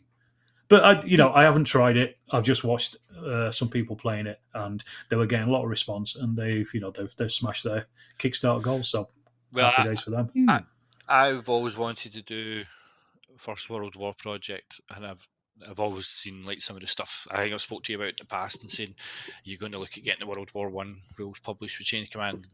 Certainly be interested, but my idea was always to do Passchendaele. My great granddad was wounded at Passchendaele, so when they basically said, "Oh, these are for 1918," I was like, "Well, that's my project. Fucked with their rules, because that's going for 1917." So that's like, I can't do anything with these rules. Well, I think to be fair, I think it's only really their platoon organisations in 1918. I mean, you could quite easily just the rules themselves are probably going to be simple enough to be able to use. It's just reusing, getting the 1917 platoon orgs, which are out there anyway. I don't know if you saw, I painted up a couple of the figures, the German looked good. World War II figures. Great. And I have to say, I was quite impressed with them. Because I find a lot of 3D sculpts have got very cartoony style faces. That I don't particularly like that style. But these were more of a natural kind of Perry style, if you like, of face. And I thought I mean, I'm not sure about the colours, but they seemed to paint up pretty well. Yeah, they offered me one down at Salutes, and I said I refused it. I said no. I just the simple. I said, look, the simple reason is I gave him 15 mil. It's just going to sit in a drawer. I'm going to do nothing with it. So you may as well give it to somebody who's going to use it. Yeah. That's all it was. But yeah, their figures are really nice, and I do like them. And they've done quite a lot of historical research into them, so fair fucks to the lads for trying. As a result, somebody's going to send me some more 3D printed stuff, and I did say to them, "You are aware that if I don't like them, I am going to say that." If I ever do World War One, it will be Great War Miniatures 28 mils. The Dave Andrews and Ali Morrison's ones. They're brilliant. Yeah, I've got some of those for my Mesopotamia ones. I've got the signaller set with the pigeon, and the flags, and they're just amazing. They really, really are good figures. Very, very nice indeed. Right, we shall draw towards the end of this section, the first section, and I'll just quickly go through the podcasts that we've had in between the two. And then you can go, "Little shit," or whatever. So straight after this, I spoke to Lorenzo Sartori from Italy. Daddy El Piombo. I quite enjoyed that. It's not one of the most popular episodes, but it's nice, I think. I like to go to different countries and say, what do you do there? So that was a good one. Then I did the listener phone in. What did you guys think of that? We've talked about the 1918, didn't we? I have another issue. Oh, I hope. Go on. Fucking hell. No, go on. Carry on. No, okay, no. What, you weren't on it? No. I'd have hung up on you. Phone a friend. No. It's off. The Dark Ages. The Dark Ages. Well, did I mention Dark Ages on a number of occasions? Yeah. Yes. There was I think it was Simon. I know Simon. I met him some lardy days, and he said we call it the Dark Ages because we don't know much about it. Now that is so yeah, he said the Dark Ages by Michael Wood. Mm-hmm. you put that there, just ready, waiting for me to come on. Did. No, I'm doing a video with it that you're going to love. Oh, no. I can't wait. The thing is, a couple of weeks ago, I went to a conference, an archaeology conference, and in one of the talks, they were talking about they'd been studying neonatal babies, or neonates, as they call them. So it's basically newborn babies that had died in the post-Roman period. Oh, mate, that's happy. Oh yeah. This is an archaeology conference, Ken. It's just misery upon misery. Oh, I'm studying flowers on cakes. I'm studying butterflies. What are you doing? Dead babies. Before the Romans. Well, babies died in the olden days. They were buried, and we study them. But the thing is, these were what we would call Dark Age babies, but they weren't. They post-Roman, early medieval babies, and the amount of information that we are now able to draw out of those tiny bones, which not only tell you about that baby or that child, but also the mother, what the mother was drinking. Checking the index. I don't think it's going to be in there because that's from about 1983. That's when I was born. The fact that I'm from 1968. Don't look in. I'm 74. Don't be ageist. But the amount of information that we know as archaeologists, just from studying this tiny little cemetery in the middle, I think it was in Hertfordshire or something, that they could actually connect it to other cemeteries in the area through DNA analysis. And as I say, also, find out what the mothers were actually eating through the milk that were being fed to these children. We know how people lived. We know what they did. We know how their lives were on a day-to-day basis by studying their bones. We know all about their art. We know a vast amount about the dark ages, in inverted commas, than we did when Michael Wood was writing 40 odd years ago. A vast amount more. Now, he was, and he had a massive impact. He was and is, and had a massive impact. And there's nothing wrong with popular history, but the saying that we don't know anything about the Dark Ages from an archaeological point of view is absolute and utter nonsense. What people don't know about the Dark Ages is that they don't know anything about what's been done from an archaeological point of view, and that really got my goat up. As you can probably tell. How do you bridge that? The whole piece. This is a difficulty. This is a real populism difficulty. and populism kind of rules. Well, this is it. I mean, this is the hard thing. I mean, things like Digging for Britain, for example, do it really well. It's a really good. That's because Alice is on it. Absolutely, yeah. I mean, there's one good reason to watch it, but there are several others as well. But the way that they present archaeology is really, really good, I think. I mean, I'm an archaeologist. I do it all day. I generally don't watch archaeology programs at night because I've had enough of it by the end of the day. But I do watch Digging for Britain because it tells you enough about the process of archaeology that it makes it understandable and interesting as well, and it adds that human factor to it as well. And we need more things like that. The problem is it's on at like 9 o'clock on a Sunday night, so it's probably not getting the massive viewers that it probably should do.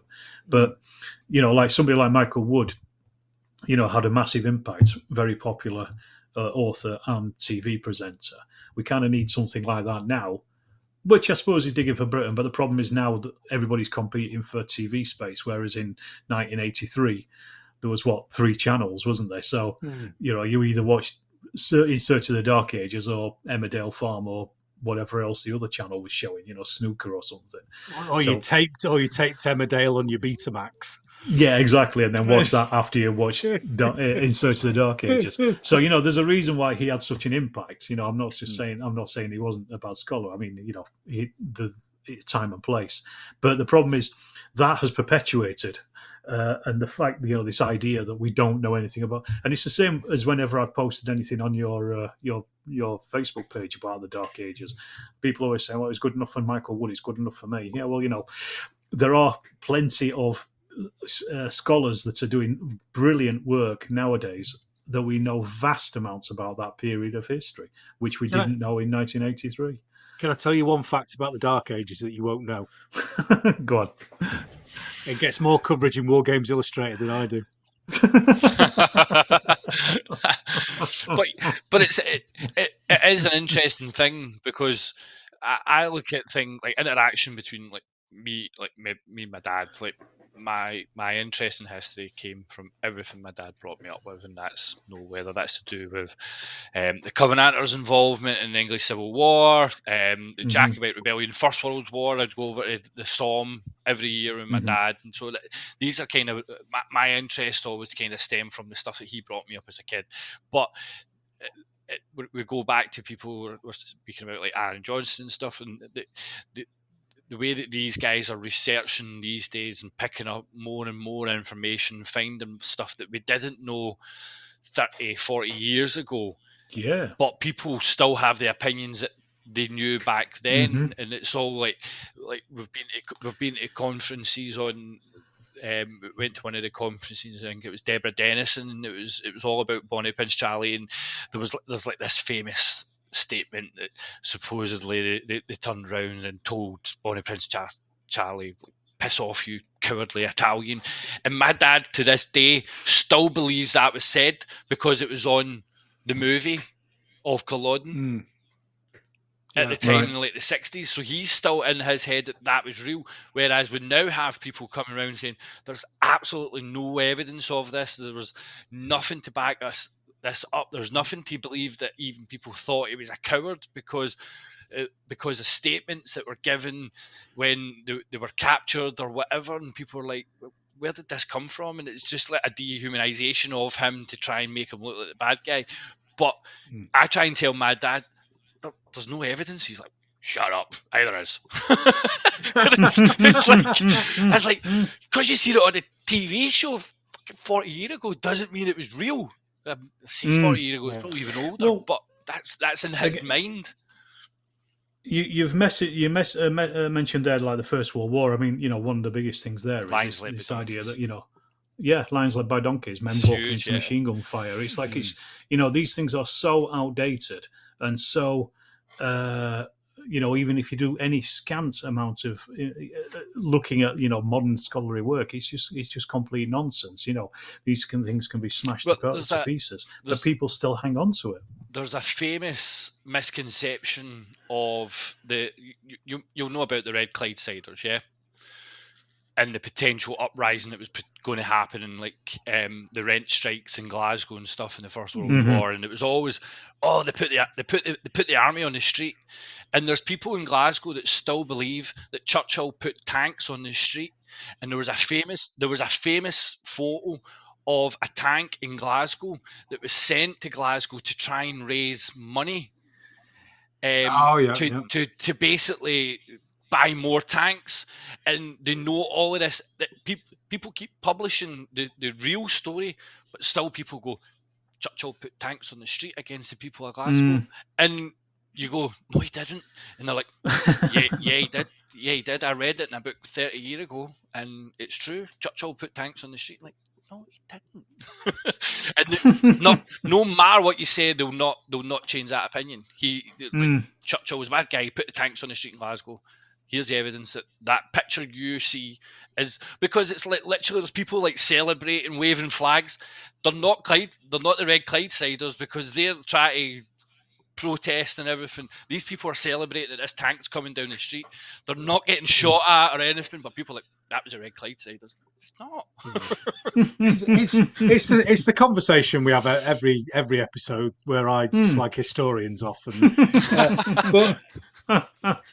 there is. Well, this goes back to that point though, Ken. In 1983 when he wrote In Search of the Dark Ages, he didn't have the information that we have now. So that is why things have changed, and that's why there are new publications. I get that, and what I'm saying is that 1984 was my last formal education in history when I did my history O level, and my I've gone on to do maths and physics further on, but when I stopped doing those pieces of education, that's where my knowledge stops. I completely get you. I mean, if you're not looking at something beyond where you stop, then it's going to stick with what you're what you've been told at that point, isn't it? Yeah. And I mean, And that's the same for all of us. Yeah, I'm reading a book at the moment called fucking very exciting, Italian mercenaries in the Italian wars. I can't remember what period. It's like 12th century all the way up until the Italian wars, and that was written. It's one of those that written around the time of Charles Oman, so kind of 19th century, early 19th century, and I'm learning stuff from that, which is probably wrong now because somebody's proved it wrong. I'm going, oh, I didn't know that. And if I read another history book next week, and I'm sorry, Alex, but it's very confusing for a normal man.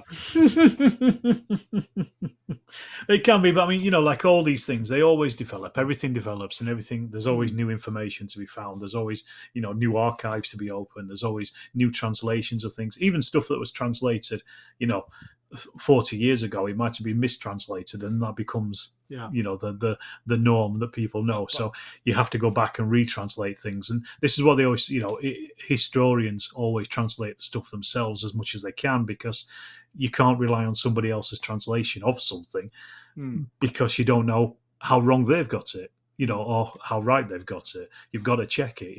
But even as I got 7% in my German mock exam, I can guarantee that I have translated it wrong. But even if you think about the good sides of the things like the internet for like research in the past, if you wanted to know things about the Italian wars, you would have probably had to go to Italy, go into the research, understand Italian. But now some of these museums scan the information, put it on their museum website. So you're getting this information. You're maybe getting 40, 50 years ago letters by generals and stuff that no one, you would not have even known it existed unless you actually went, right, I'm going over to Rome and I want to go through all these archives. Now they're publishing all these archives. You're going, I didn't know that this stuff was available. Right, I'll read this, and you go, there's some information that no one knew 50 years ago. About, or because it's just been sat there and nobody's read it, or nobody's published it. Nobody's published it. Yes, people know information.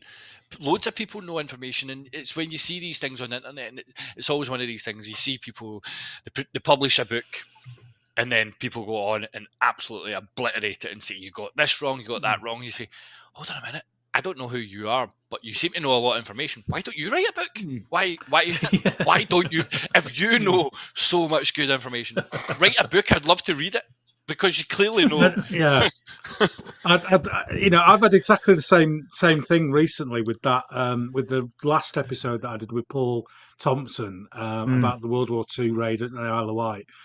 And somebody's on really good. Somebody's on the Lead Adventure forum slagging it off straight away, going, "Oh well, this book was proved wrong in such and such a date, and this," and it's like, it's got fuck all to do with the book, son. This is what's happening now. Oh no, I'm telling you, the book was proved wrong, and this, and so it doesn't matter. I mean, you're not proving wrong Sten gun cartridges and hand grenade fragments that they're finding. I really loved listening to that, and I loved how it ruled things out, and it was that way, right? He could easily think, yeah, that's cool, I've got that information, but it was that way, right? I need to think 2 steps ahead, and I need to try and make sure that nobody can disprove it, and go that extra step further. And some of the steps it was taking, and what was interesting, I thought, was he was just a normal guy, with not a lot of this experience, but he's got so far into it. And I was, when he was going through all the stuff that he was doing, I was like, what? Absolutely amazing. And brilliant piece of work, really good. Not like I want to sound sloppy, but I've done less work at a crime scene than he has with this job. Yeah. He really has gone to town with it, and I was annoyed. I was quite annoyed at the reaction from that person, because they just dismissed it without fucking listening to it. But as we said earlier on, there are just arseholes out there, and it's always going to be the way, isn't it? They're a 1 on the complexity level for games. That's all we need to say. Anyway, 68 was Martin Kelly, Pavia. Very deep dive there. If you're not into the Italian wars, you're going to struggle with that one. No, but it was interesting to hear about. I listened to it. I was interested. a different perspective, wasn't it? But it was just him discussing about the different sides of a battle. No, we play battles and it's just a linear object, but he then starts going in how far apart each bits of these different battles were and what sides of the cities are on. And I found that quite interesting. It's almost like a number of battles at different places that you would have to try and do a few battles to actually play it. Yeah. So I was going to say I learned quite a lot out of it. It was something that I knew nothing about. You know, I got these names of like Pavia and stuff because I know about it from the Leeds Armories, and that's about it. You know, but it was and I like it. I like it when I learn something, and I did. So happy days. And it's 1525, and they're still fucking arguing about where they breached the wall. So you know, it was quite like an educated argument going on one of the sites about this where they breached the walls. But the size of the wall and how they breached it, and it was quite interesting. It was good. So then it was the Aaron Johnson Jacobite Rising, as recommended by Ian. I thought I really enjoyed that one. I did as well. That was I was up in Scotland, I think, when I was actually listening to that one, or I was heading to or from Scotland. And again, you know, I've got no knowledge of that period, no knowledge of, you know, again, apart from just some of the names of the battles, and that was really interesting. And it was interesting hearing his story of how he set up the war game and the experience and stuff that people had, and the, you know, all that stuff. I thought that was really, really good. It's really still going on. It is, yeah. It's still going on. Yeah. I can't believe it's still going on because we're now at the negotiations in terms of what was the one that popped up this morning? Was it that some rebels had been sighted and they were sending a squadron out to meet them? And I was like, what? it's like the real rebellion was finished a couple of months ago. We're still going on. It's carried on for a while. But what I like about Aaron is he's one of those people.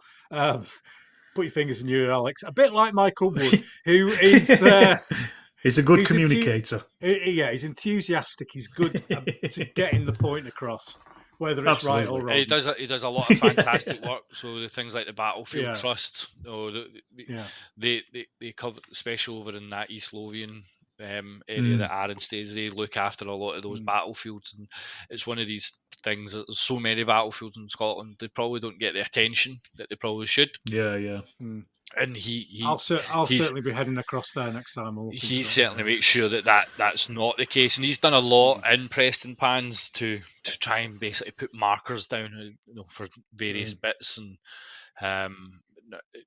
he's a very nice man, and he does loads. Well, I've been to they do the conference every year, the Battle of Falkirk conference, and Aaron's normally one of the speakers at it. And sometimes some of the stuff that he discusses. I never went to the one this year. I didn't. The topics that were getting discussed, I wasn't that fussed about. Went a couple of years ago, and it was really good. It was all about the battle, and he had an argument. Was it Jonathan Oates? I think it was, and it was there. It was ultimately a debate between the two of them as to who won the battle. And it was quite good. Because basically Aaron was like, yeah, the Jacobites won the battle, and this is the reasons why. And then Jonathan Oates was kind of like, yeah, they might have won the day, but a couple of days later, the British government troops kind of walked in to Falkirk, so did they actually win the battle? Is Jonathan Oates British? English. I think he is. So is Aaron, though, ultimately. Yeah, but I would class Aaron as an honorary Scotsman. he used to always he used to do a lot of the reenactment stuff, and he always played the prince as well. So you'd always go and you would meet him, and he would be dressed up as a prince. But I think he relinquished it a couple of years ago. I think he said he was getting too old to represent a prince in his early 20s. Yeah, there's a point, isn't there, where reenactors just have to give it up. It's like, you know, you're a 50-year-old fat man. You're not a 20-year-old squaddy anymore. Oh, well, Aaron's not a fat man. I'll give him that. although the condition of some of the World War II reenactors that I see, that's happening normally. It's like, where did they get all that food from? You know, if you're reenacting World War II, surely you should be eating as if you are in World War II. And if you are, there is absolutely no way that you can be that size. Well, maybe they were getting special supplies off the GIs. Must be. Episode 70 was Jared Fishman for 20-sided. That went on 4 hours, bless him. Well, I'm going on his show after that. Oh, yeah. Oh, nice one. Yeah, I spoke to him. Yeah, I was after. on his show. Oh, were you? I spoke to him after yeah, I was your on his show show, and so said I yeah. really enjoyed it and I really liked the concept, a lot of the stuff that he was doing, and he asked if I'd be on his show. I think I'm going on in July. So Oh, cool. Excellent. Try Yeah, it. we recorded a podcast. I mean, a little while ago, Jared, and yeah, so it's not been released yet, but looking forward to that coming out. Yeah, no. He's up in Scotland this week, I think. Oh, is he? Edinburgh, doing kind of all the things that we've just been talking about. Yeah. So yeah, I'm away to 71 Blackpool was- this weekend, so I'm out. Hey, Blackpool. You're not going on the Raz in Blackpool, are you? Yeah, we've got a big Rangers end of season party bash that they have down there. So we've got a In bus. Blackpool. Yeah, well, it's a supporters bus. The supporters club that's in Blackpool have this party, but people from all over go down. So we've got a bus of 70 of us going down. Wow. Have you ever been to the Lytham St Anne's? It's beautiful. That's more than that's where Bonnie Prince. It's more than Bonnie Prince Charlie's lifeguard, isn't it? It is. Yeah, so the last I took the kids down to Blackpool about 2 years ago, and I stayed in Lytham, and it was beautiful. But I always maintain Blackpool is like purgatory for Scottish people. We don't get sent to hell; we get sent to Blackpool. All our bad people are in Blackpool because it's just full of Scottish people. Like if you walk around that Blackpool bus station, all you hear is Scottish folk. And then I went to Lytham St Anne's, and again it was just all Scottish people, but they were a little bit more well off because they were all down for the golf. They were all playing at Royal Lytham, so I was walking into Tesco, and somebody asked somebody, and I could just hear like 3 Scottish people in the Tesco getting served at the same time, and somebody went, "Oh, there's another Scotsman." I'm like, "What the hell? Why is there all these Scottish people in Lytham?" And I was like, "Golf." Right. Yeah, you couldn't have two more contrasting places next to each other. 100%. Well, we stayed in a beautiful flat in Lytham, and when we went out, we were going, right, let's go for something to eat. We went and found a nice Italian, but you're literally walking about 50 minutes from Blackpool, and it's like Maseratis on the street and Porsches and Ferraris, and you're like, what? Like compared to Blackpool, yeah, where it's like junkies and homeless people. So yeah, I'm looking forward to the morning. We leave at 8 we leave at 8 o'clock tomorrow morning to go down. So wow.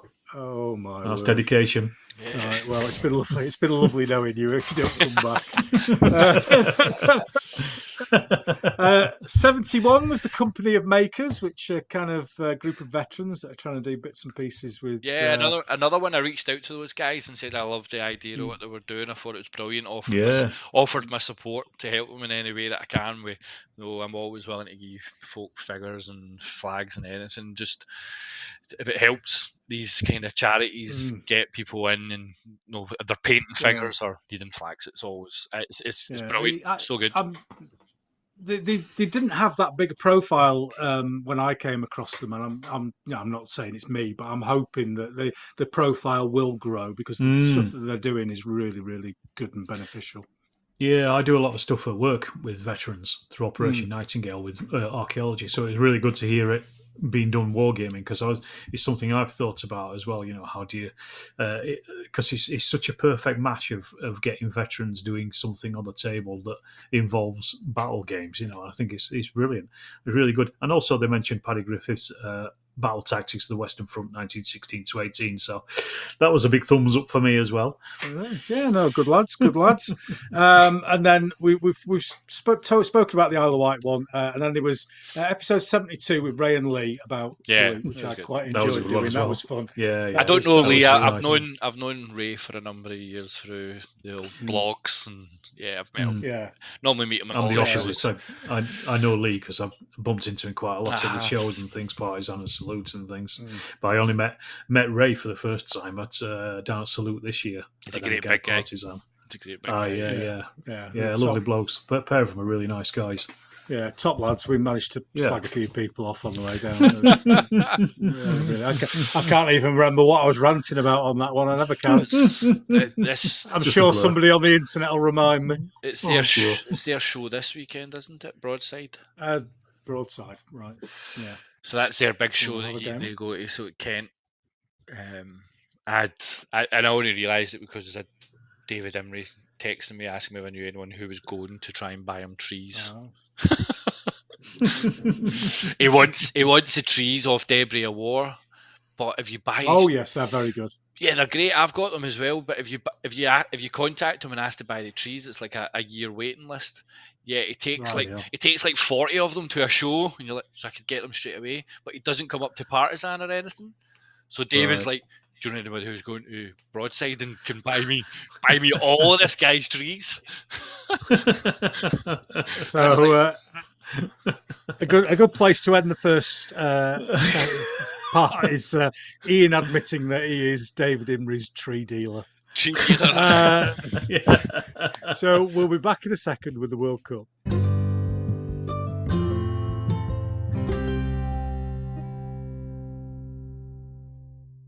Right, we've just slagged all the fucking hobby luminaries off there.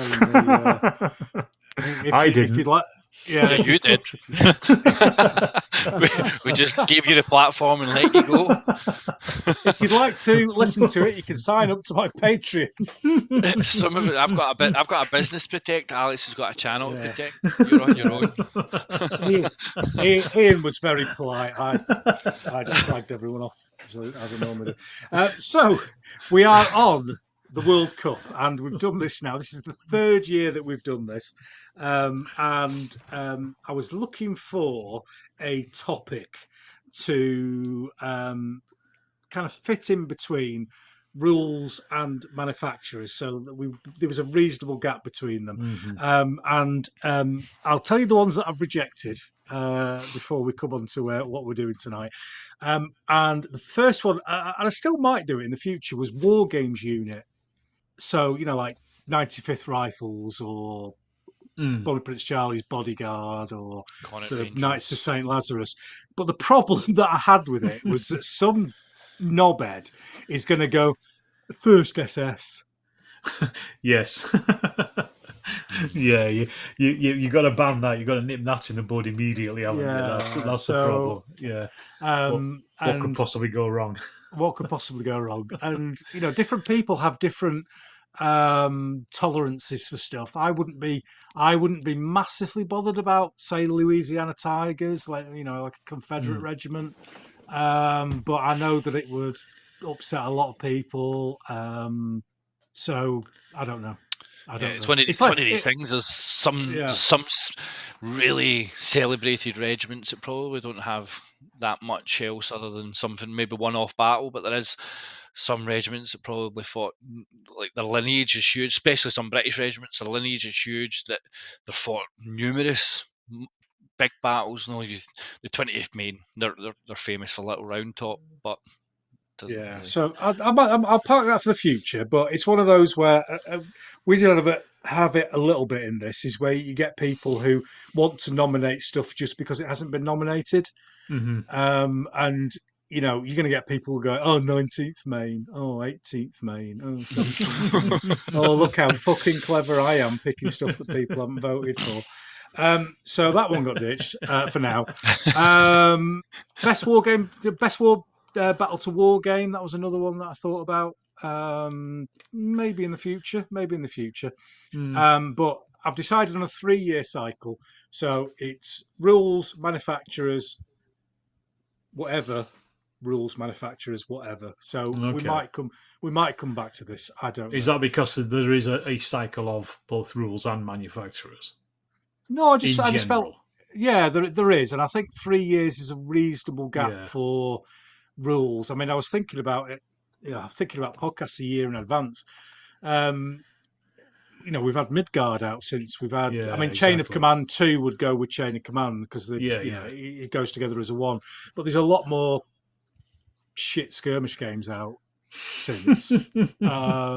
So You're looking at me. no, Lord of Reavers was already out when we did it last time. No, that's not shit, mate. That's not shit. So, in a flash of inspiration, probably inspired by some latest bottle of Lafroig that my wife has bought me, I thought pet hates. Wargames Room 101. We all fucking have our little pet hates, and let's do a World Cup of that. So that's what I went for. So you thought I love a show that I just keep moaning, so I'll make a vote that's all about moaning. Well, to be fair, in the manufacturers and the rules World Cups, which are supposed to be really positive and celebratory of rules and figures, everyone just fucking moaned endlessly. Where's the Perrys? Where's the Perrys? So I kind of, and I know what you're saying. I kind of doubled down. I said, right, you moaning set of twats. This is your opportunity to moan. And you made number one pet hate as where's the fucking Perrys? Yeah, that first comment, first post, where's the Perrys? Which I actually did find quite funny. Yeah. And a lot of people didn't get it.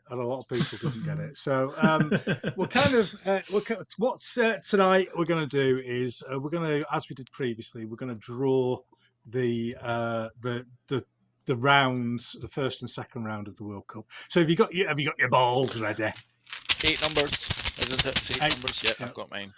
I've got my Arkham horror tokens. Oh, very it's nice. the first time that I've actually got them out of the box for about 4 years. This is all I use them for now. I love that game, but I just do not have the time to play it. So no, I quite enjoy that. I quite enjoy that game, but I've only played it a couple of times. Very good, very detailed. Yeah, numbers 1 to 8, isn't it? That's right. It is. So, but just before I've not went as fancy. I've got 25mm bases with numbers written on them. Scotland for you. Look, mine are even protected. They're in coin capsules to protect them from people's greasy fingers. So, just before we start, I'm just going to go through some of those pet hates that kind of just missed out.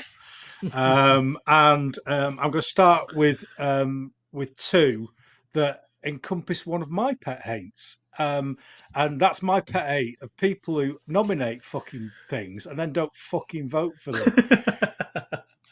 You don't get on the list unless you've been nominated. So somebody's got to nominate them. Therefore, somebody should vote for them. So, games without umpires. I thought it was a bit of a weird one. And players who are overly enthusiastic about their army both got 0 votes. And games without umpires. I mean, games without umpires. Yes, without umpires. That's a pet hate. Someone's pet hate. Yes, most games. I enjoy a game with an umpire, but most games. 99% of games are probably these days I'll play without an umpire. Yeah, sorry. I enjoy doing being umpire, but not to be confused with the 1980s release by Peter Gabriel of Games Without Frontiers. That was Games Without Umpires was his first version, but he decided because it got no votes, he'd go with Games Without Frontiers. But yeah, I'm sure it happens in, dare I say, Bolt Action and all those sort of like stuff where people like come in dressed in a Nazi uniform, goose stepping along to the horse Wiesel and put their Bolt Action SS out on the table. I'm sure it does, Ken. I've never seen it happen, but I'm sure it does. No, I haven't. And if you have, please send pictures in. Write in and let us know. Let's get that fucking right. Teddy bear fur mats, perspex bases, arguments about measurements. That one, I agree with that one because the one and only time that I played a tournament game was a DBA game at York Wargames Club 20 odd years ago, and another club turned up and they we played like 4 games or whatever against each other, and they were arguing about millimeter measurements Yeah, not being that's- right, and I was just sitting there going, this is not for me. This is not the gaming for me. I don't like this. I don't care if you're 10 centimeters forward, 40 centimeters back. Just roll some dice and have some fun, Well, And I put in my rules. If you can't agree, roll a dice and go with It's whoever easy, wins. yeah, exactly. You go with their opinion. I just mean, remember it. Just it's still sitting. That 20 odd years, it's still sitting on me. Just the fact that we were arguing about millimeters, and that was my fun evening. Yeah. That kind of fits into some of the stuff that's qualified. To be fair, Yeah. Army List's only got 6, but it didn't come on the vote until later on. And then one I've got a fucking real problem with: overcrowded tables. How is that a pet hate? Unless the table is groaning under the weight of 28mm metal figures, is it even a war game? Yeah, either figures or terrain. You should put things on tables. Yeah, I hate tables that are empty, that have just like got a hill and a patch of woods, or even a brown patch to show where the woods are, or it's just on a bottle green MDF board. It's like, just do something, put something down, just make it look nice, These we're at 35 at the moment, and these people only got 7 votes, and the winner got 450. Wow. So that's a long way out. Card activation. I like card activation. I like card activation. Cutting game, not keen. Cutting game short before the end properly. That can be annoying. It can be. It can feel unsatisfying, I think. It depends, doesn't it? If you're like, right, okay, we could, play another hour and it's just going to drag on to an obvious conclusion. It's like, let's just wrap up here. You've won. But if it's like halfway through or, third turn in or something, there's no... You kind of feel a little bit like, I kind of wanted to play that out and just see what happened. I can see both arguments. We'll kind of do that. If a game goes on too late, we'll kind of go, like, how do we think roll a this dice. game would play? Well, we would go, how do we think this game would actually play out? Yeah. That in itself is a good discussion. Yeah, it's like an interesting way of. What do we think? Given how the strength of your army, where do you think it's going to go? Where do you think this is going to go? And what were you going to do next, kind of thing? What the would you likely have outcomes? Done? Yeah. Well, yeah. I'm not going to win. I need to get home. Let's just wrap this up. Yeah. I think it's even more annoying when you're going to win. And the other person goes, "Yeah, you're going to win now. You're going to sweep through there with your cavalry and kill all those units." Well, can I do it? I play some computer games like Total War and Ultimate General, and there's one of those things is like it will come up and say, "You've ultimately won the battle. Do you wish to finish or continue?" I'm like, "Continue, chase them down, kill every one of them, no quarter." I'm like taking prisoners by the hundreds, like get my cavalry, and they're mowing them down, like get them. Number 33 is one that Ian will definitely disagree with, and that's oversized flags. You can't have an oversized flag. I'm not a lover of the huge, oversized flags, but I do. I call my flags heroic scale, but there's some ones you see and they're huge. Like you've got to be able to see them. And as I said recently on one of my posts, I love a big Fanian. For my that's it though. If you look at some of the things that you're trying to depict on a unit, like some of the French Fanians, they attach to a bayonet. How are you going to attach that? Or like people go, "Oh, your English Civil War cornets are too big." Yeah, if I put them in true scale, they're like tiny. You don't see and that's the thing. Like you can spend it goes back to me saying you spend hours and hours doing, especially on English Civil War cornets. The designs are really intricate. You can spend hours and then you print it out and go, "Well, that looks shit." It's just a blur, a little blob of colour. It's like it's that bloody small. I just spent hours drawing all the armour on these guys, and then I could have just made them grey. Shocking. But I've started now on Facebook's posts to do the first line as cutting the Indians off at the pass with the pendants. So it's like, I love a big Fanian. 32 was excessive special unit rules. I think the special source is something that drives Alex mad, isn't it? Yeah, I don't like it because again, this is something I think that probably comes a little bit back to Warhammer and Games Workshop, in that when you're doing it in a fantasy setting, your orcs have got to be different to the humans, and your elves have got to be different to the orcs. So the way you do that is you give them different traits. But when it's all humans, people are people, aren't they? Soldiers are trained in similar ways in similar periods because that's the way that they fight. So yeah, like giving all these excessive unit traits to everything, it just kind of feels a little bit like it's overloading special source. I think it works better probably in skirmish games because you're a little bit more granular and you can kind of say, okay, an individual might have better jujitsu skills than this guy who's better with bladed weapons, whereas an entire unit having the same skills at the same level compared to another unit on the opposite side having different skills at the same level doesn't work for me. I'm not a big fan of Dark Ages, early medieval period at all. And I remember playing Saga, and there's all these special rules in it, and I was just like, what? And I was like, I remember playing one of the guys at the Glasgow Club, and it was like, yeah, I've got this special rule that when you fire arrows, they can get blocked out. And I'm like, what? Yeah. Why? I mean, is a Saxon, an Anglo-Saxon, any different to a Viking? When it comes down to it, it's literally down to almost the fashion that they're wearing. That's about it. You know what I mean? They're still both got swords that they're going to stab you with that they know how to use. So yeah. But as you say, in a fantasy type, yeah, I'm probably on board with it because you're like, yeah, I've got a wizard, and he's doing this. Okay, cool. That's more believable. Yeah. I mean, it comes down. I think it comes down to weaponry, doesn't it? Like and how well trained they are. And like spears are going to be different to swords. So, like in an early medieval setting, having a spearman as a trait of a unit makes sense.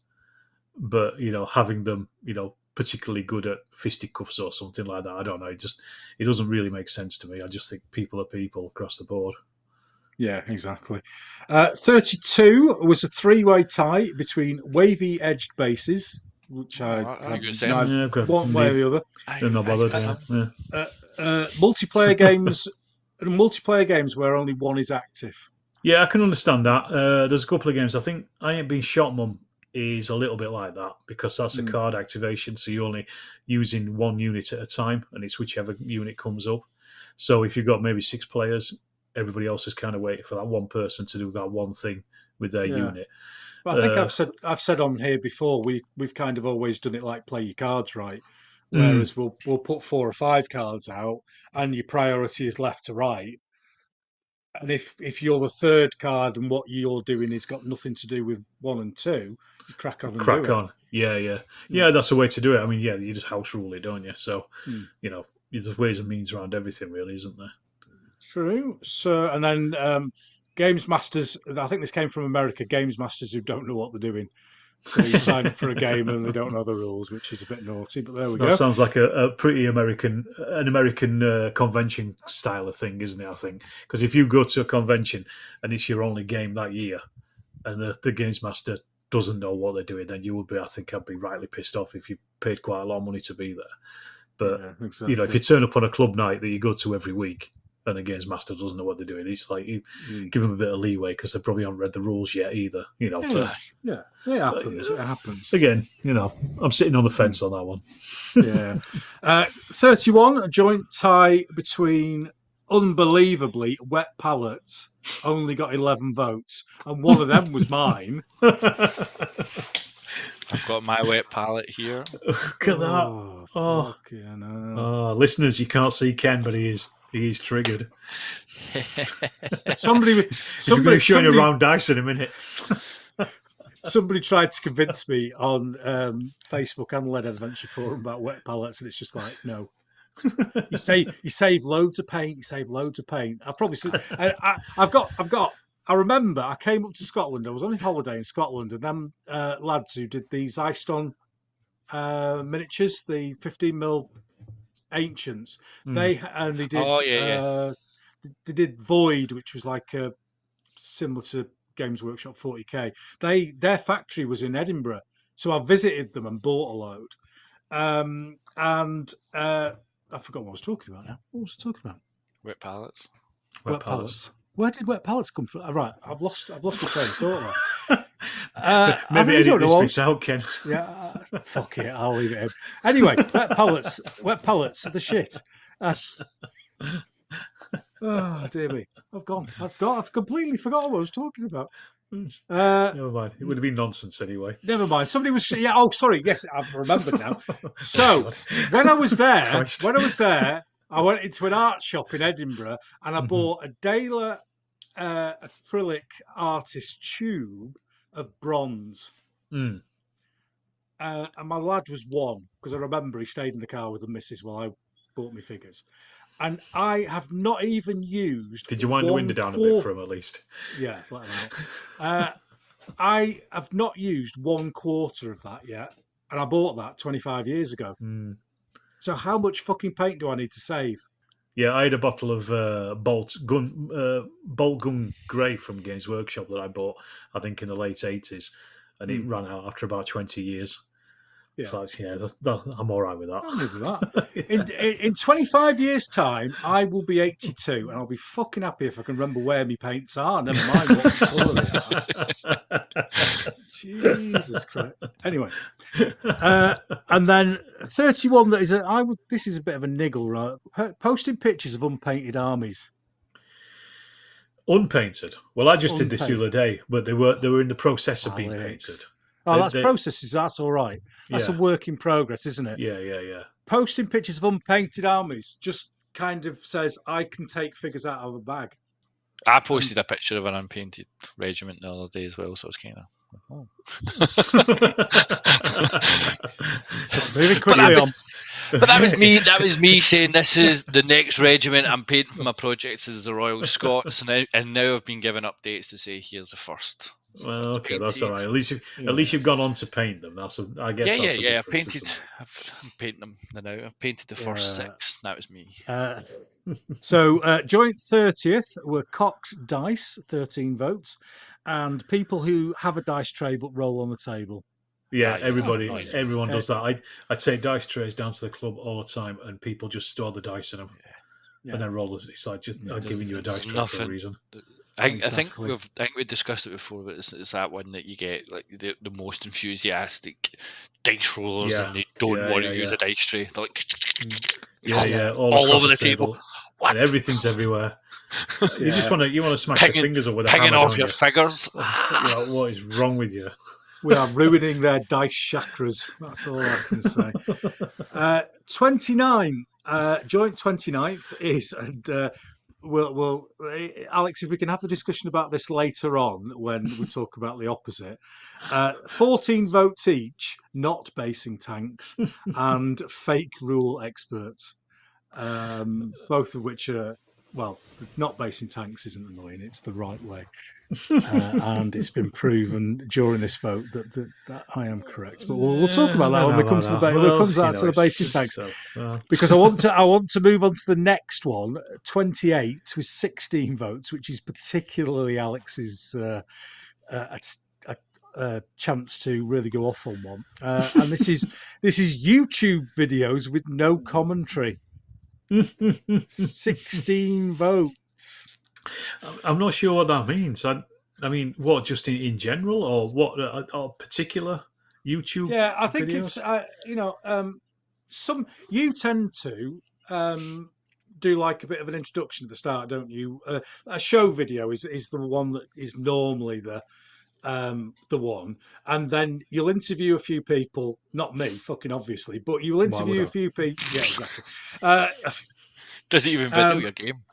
And then you might have a bit of what, like the rest of the Wargames press. Fucking bitter.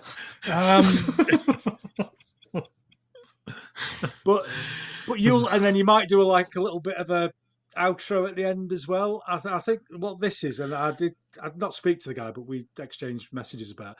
It's the one who goes, I don't know wet pallets and dice or whatever the fucking channel's called, and then Mm. they just bang tables, music in the background. Sometimes they don't even tell you, they don't even put a caption up. Yeah. I kind of think that's what it is. Yeah, well, the thing with show reports for me is they're visual. Like you're wanting to watch it because you want to see what the tables look like and what was going on and things. And then what I try to do is, like you say, I'll break it up with a few interviews in between. Just usually I get about 3-4, depends on the show. And then so you've got a little bit of talking about the actual game, so I can feature some game a little bit more. The other ones, I'm kind of doing it so people can just sit back and relax and just watch is what's going on. Me muttering away about, this game is, Gettysburg 18, whatever, the 20th Maine doing something. I don't think it adds a huge amount to it, because I also, as much as I can get, as much as I can do, and this is one of Lee's pet hates, is I get the information from the table, so I can at least say what the game is, so people know, or at least I can give a good idea as to what it is or what I think it is if I can't find the information. And that's about as far as I go with it. But I used to do completely quiet ones just with music on, but then I started doing the interview ones, and I thought I think they just work a little bit better just to break up that. Yeah, it does. The continual thing. So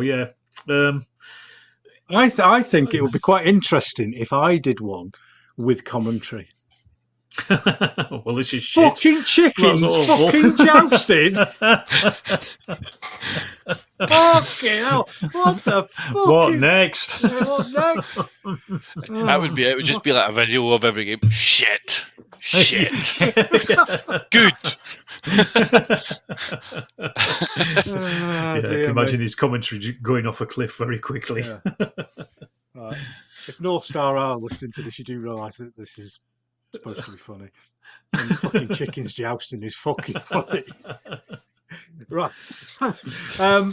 27 joint gamers who don't brew up. That's a fucking that's execution. That is. And I think new product people who put videos up when they say new products and it's arrived. I think that was your nomination, wasn't it, Alex? Was it? No, that was Robin. Martin's mate from Seventh Son. I've got a feeling that he probably wouldn't have nominated that had Chain of Command 2 not just come out. Simply because a lot of people were posting. It's arrived. They were talking about this the other night. This is ultimately the 100 posts of the picture of the rules. Everybody else has got. But people are excited. It's I don't mind it. It's nice to see people arriving at places, and we all do it. Everybody does it. You want to show off that you've got something. If you don't like it, just ignore it. Exactly. You could just scroll past. It's like literally 2 seconds of your life. Yeah. The last of the also runs was, and we've briefly spoken about this, was displays with no signage with 18 votes. Yeah, there you go. That's a very specific one. I think that's again, I don't like it because I try to look round tables at a show so I can get information so I can put it on the video, and even just having the name of the group and what game it is just enough. But it's sometimes like some of the I think it's Claymore. Yeah, Claymore. If you come up there and you put a game on, they've obviously got like a voting system for how they vote on the best games, and if you don't have clear indication of who you are, what the game is, and also like a handout, ultimately giving a brief of what the game is and what you're where are we ultimately, what is the battle, a little background as to what it is. You're marked down on that and potentially losing out and becoming best game. Can I just say that sometimes it isn't enough. So at Salute, I think I had fairly decent signage. I had a handout I ended up with only one handout left, and I still had loads of people going, "Is this the Mexican Revolution?" You did have a sombrero on. You're eating tacos at the time, though. You should maybe have stopped that. It was quite funny, the first one. At 4 o'clock, when we're not feeling that good. Anyway, they fought hearings in December. You still won best game. Stop your award-winning game. Hey, Yeah, you're you've not even mentioned it once yet. I know, he hasn't, has he? He's been award-winning game. Right. He's kept that under his hat. Can I just add to the Wargames Illustrated conspiracy theory here? So, I, Yorkshire Gamer, and my colleagues and friends, we won the best historical game. I know you're going with this because somebody else got something. Warren Kincaid with his Soldiers of Napoleon, with no fucking hills, but we'll come back to that in a minute. He won the best large-scale game. Wargames Illustrated put a video up on Instagram with Warwick's game, not having a crack at it. It's a lovely game. But he won the best large historical game. No, he fucking didn't. I won the best historical game. He won the best large game. Does he have an editor there? Yeah, he's completely ignoring you at every show from now on. I know, it's brilliant, isn't it? Yeah. It's brilliant. You are literally digging your own grave here.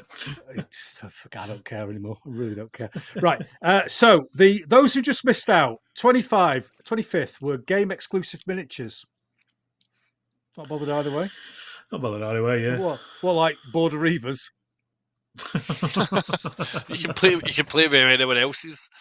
There is some games that can be quite strange with that though, because I play like some like popular like small scale games like He-Man games, and that it can be quite annoying that they'll go, oh, here's a special game that comes out and you can only get it at the shows or whatever, and you're like, great, I'm not going to that show that's in America. I'm going to get this fucking figure. Like the Star Wars games, they used to do it. It's like, oh, show exclusive. Like, no, that's right. Yeah. Just literally lots of you missing out. 24, something that probably we don't have. It's more of I think this is more of a sci-fi thing, and that's Rules Power Creep. X-Wing is the one where I remember it fucking happening. Massively. You start off with and I don't know whether you might have to deal with this in Border Reavers, Ian, where you start off with a base number of units or figures or whatever, and they have certain characteristics or powers or whatever, and then as you add more on top to get more powerful stuff, you give them more special sauce.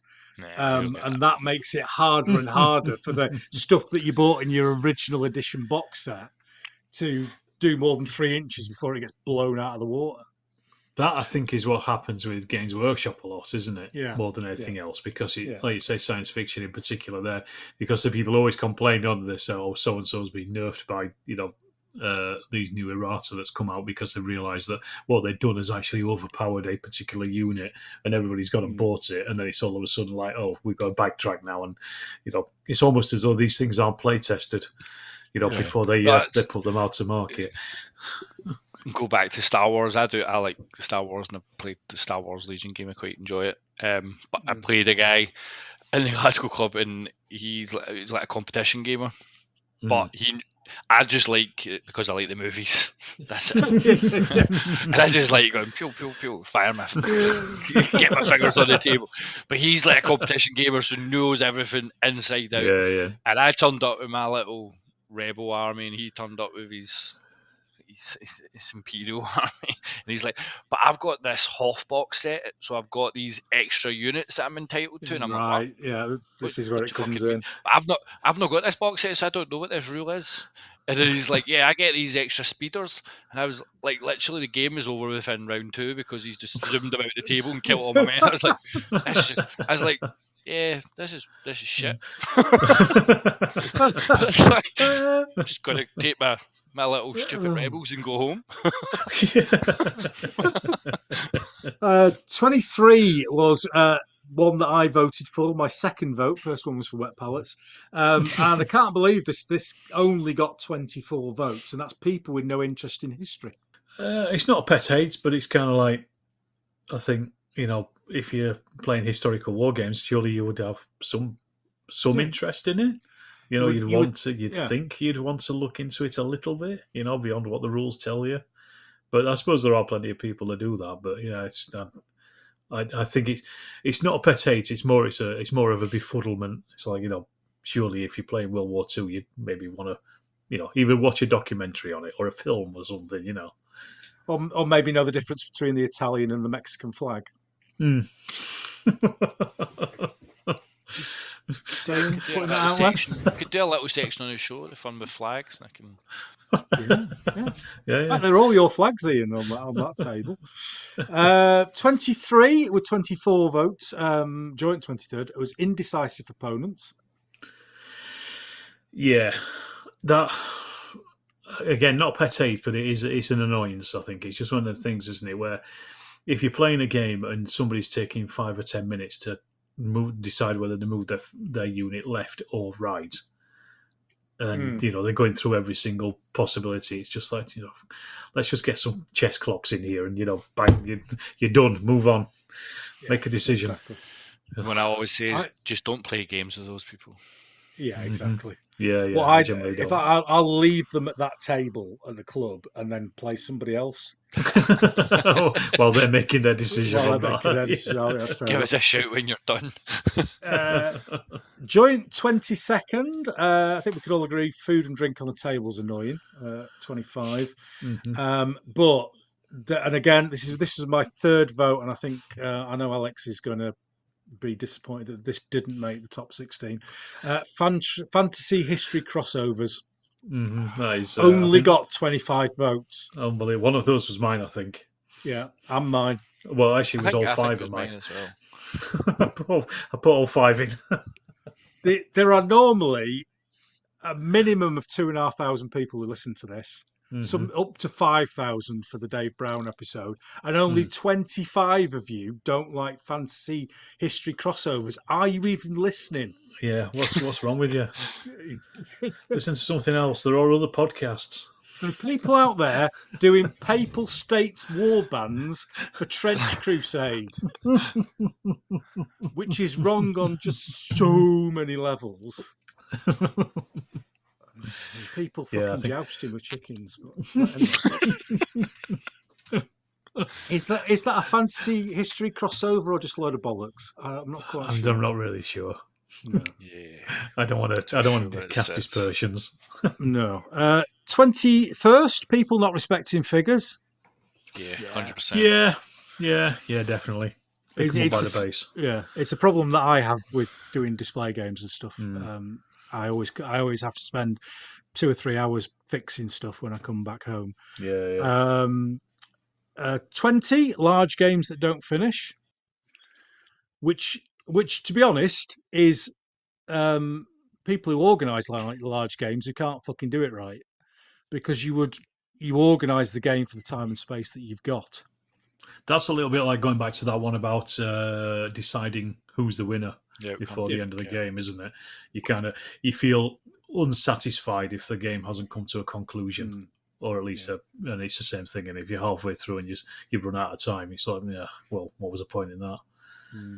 And we're closing in on the draw now. There's only 4 to go, and 19. And if I remember correctly, this was your entry into Room 101, Ian. Hex terrain tiles. Yeah, that was me. 32 votes. Not bad. Rebasing. Another 31 of us out there. Yeah. guessing which one you voted for. Rebasing figures for new rules at 18. And then joint 17th was Tank Parks. Yeah. Not a fan. What's it? Team Yankee? Team Yankee, Flames of War. Flames of War, yeah. Yeah, they're the ones that... Tank Parks? It's when you have... God, you explain it, Kim. It's when people line their tanks up, literally touching base side to side, because the tanks Oh, obviously you said aren't. base. They should be on bases, you see. Oh. Oh, it slips up there. Tanks You heard obviously it. You aren't heard on it here. bases. You heard it here. Let's edit it out. You heard it. Base to base, right? Okay. So, right. Yeah, and I have to say, I first saw it in the 80s in competition gaming, with things like Challenger and stuff like that. And at that point, it was to maximise your firepower in a smaller space. So, if your tanks are all next to each other, you get more bangy coming out of the front end of it. And apparently, according to Flames of War players who very bravely came up on the chat and said, it's to do with flank shots. Yeah, because you get So it's more chance of destroying Yeah. the tank, isn't it? So you're Yeah. protecting your tanks. I think it's probably also as well. I think from Flames of War, it's because the ground scale is probably just not matched to the figure scale. So you're allowed to have 20 tanks on the table, but where do you put them? Because tanks are relatively big things, even at 15 mil. Yeah. So you're forced into that position, aren't you? Yeah, so that got 42 votes, and then also on 42 votes was my friend Stephen Barker, his entry, which was Primary School Blue Rivers, which always on Facebook triggers loads of people to Yeah, It does. show you're not pictures having of rivers. You're not having another argument with a guy there Yeah, last week on it. it wasn't me. There was two guys arguing about it, and I just stepped away. I just fucking left them to it. But because they were both arguing about a couple of the funny things that have happened. They were arguing about something that we weren't even talking about. Me and Stephen were talking about people who use that really, really bright blue paint that primary school children use. That's like 2 wavelengths short of radioactivity. That's just fucking blinding. That's what we're talking about. They used to be the standard. Yeah. And I've also had a load of people telling me what the definitions of the stuff that I've defined for the competition are. I think you'll find that the overly competitive wargamers, rules, laws, and cheats are all the same. No, they're fucking not. Yeah, well, it's this, and this. And it's like, right, this is my World Cup, and I have defined what each one is. I mean, these are one complexity game players. Obviously, they're not. They're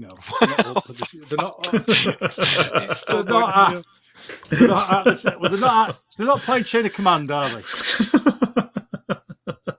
At the end of the day. Anyway, right, we're going to talk now. We're going to actually do the draw now. We're going to actually do the draw. And I need to get a bit of paper to write it on, so I don't. As I remember. And we'll talk about the people or the teams as they are drawn.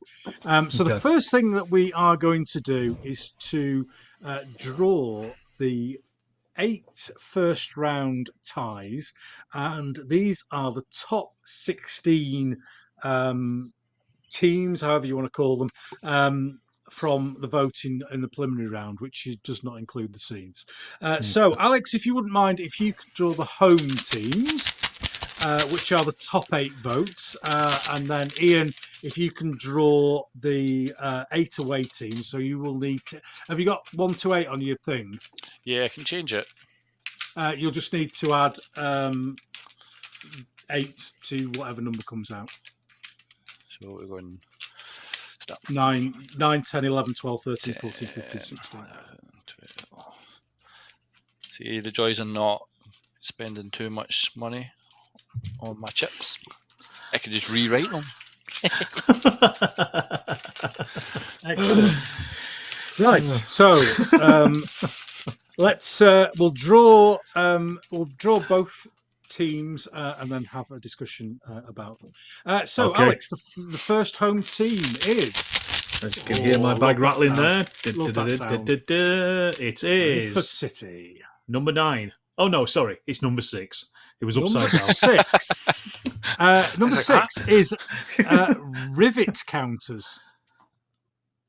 down. And That's a bit of a weird. it's always a bit of a weird definition, isn't it? Rivet counters, because everybody complains about them, but then people complain about people who are not being historical.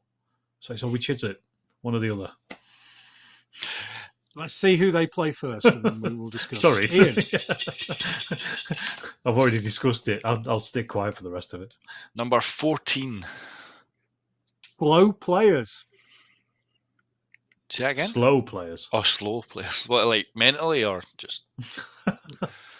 Ones, Ian. Ones. Ones. That's where I was going. Are they the ones? See, I can see now that we've started something now. So he's a one. He's a one. He's a one. Rivet counters, I think. Doing like finger to each other like baseball players do, like the coaches. One. He's a one. What you don't want to do is, you know, that thing where you do that. We point the eyes. As if pointing their eyes that I'm looking at you. Yeah, I do it to the kids. Yeah, because I did that, and somebody complained. They said I was sticking the V's up to them. Anyway, it's still on the record somewhere. Right, so rivet counters. I think, Alex, I think everyone has their red line or line in the sand with rivet counters, don't they? Yeah. They do a bit, and here sometimes you can let things go, sometimes you can't. Depends how interested in something you are, I guess, isn't it? Yeah. You know, we all have our particular, like the three of us, we've all got periods that we are particularly interested in, and you would, you know, Ian, you do so much research into your figures because that's what you're interested in. Ken do it on the Italian Wars or you know the Mexican Wars, and I do it on the First World War. But then I'm also, you know, I'm quite happy to let it go on other periods as well. So it's like, am I a rivet counter for something, or you know, am I happy to let it go from other things? Yeah, we've all got that thing, haven't we? And I've said it on the show many times, where we just go, "What the fuck's that?" And you know, all three of us might walk up to a table, and one of us might go, "What the fuck's that?" And the other two will go, "Oh, well, that's quite interesting." That, or we just don't have no interest in it at all.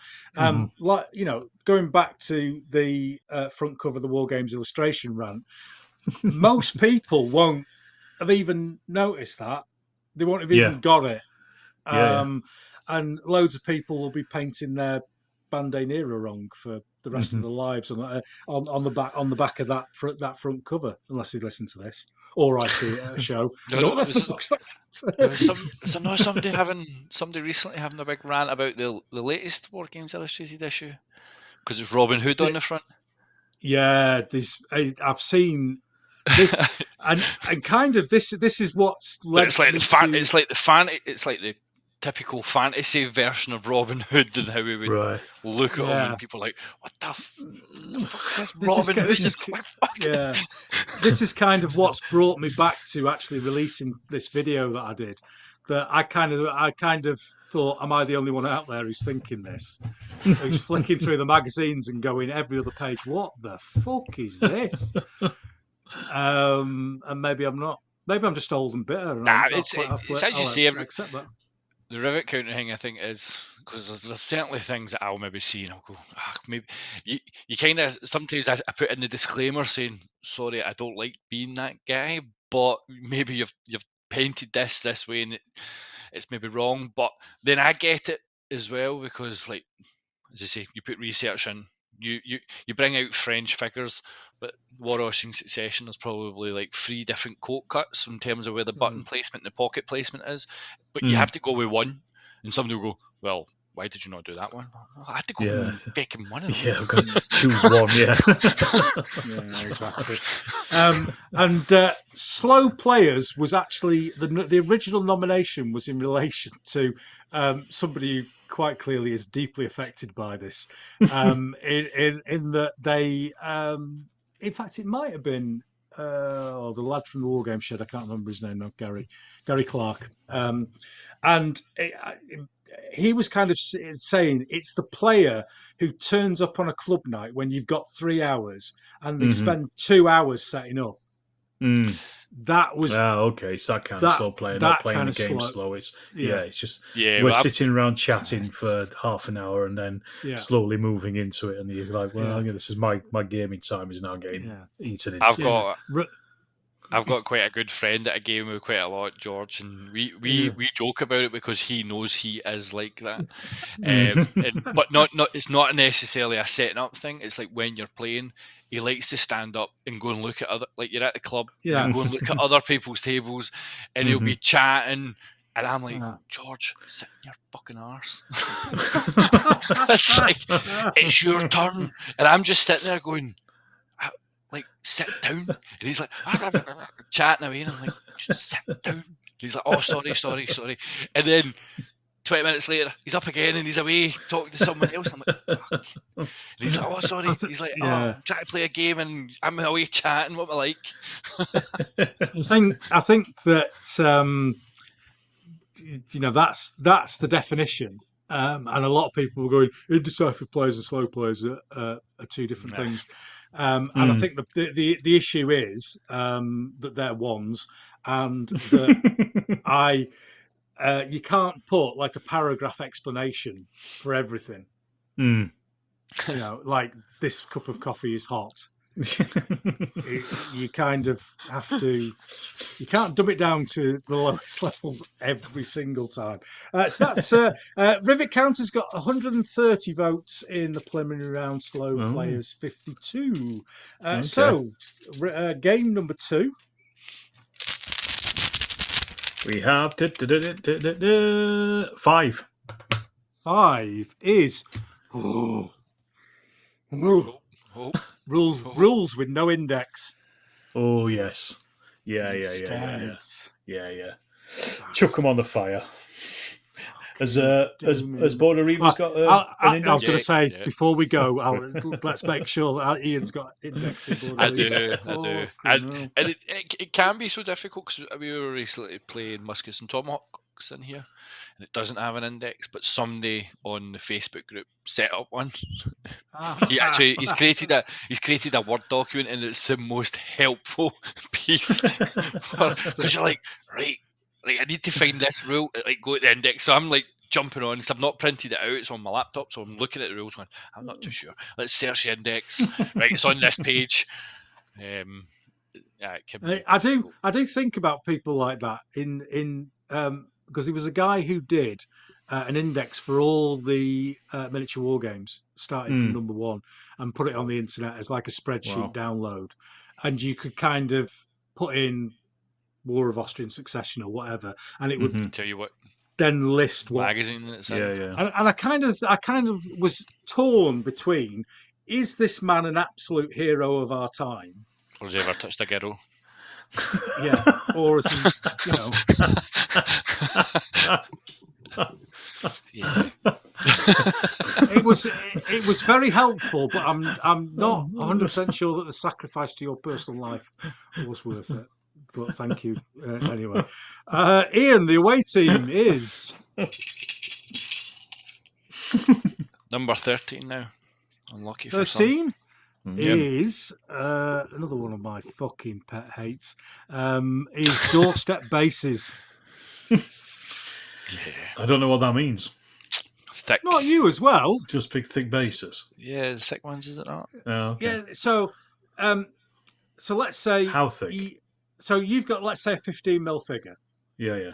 What size base do you put them on? 2mm, 3mm MDF? 2 mil. Yeah. So if you've got a 15mm figure with a 10mm base, okay. Because that's like I'm standing on a cork, isn't it? Then. Yeah, exactly. And what people do that makes it even more annoying is that they put them on a really thick base on top of a Sabo base that's already really thick. And you're having to get an extension on your roof because you can't get the fucking bases in. They're that fucking big.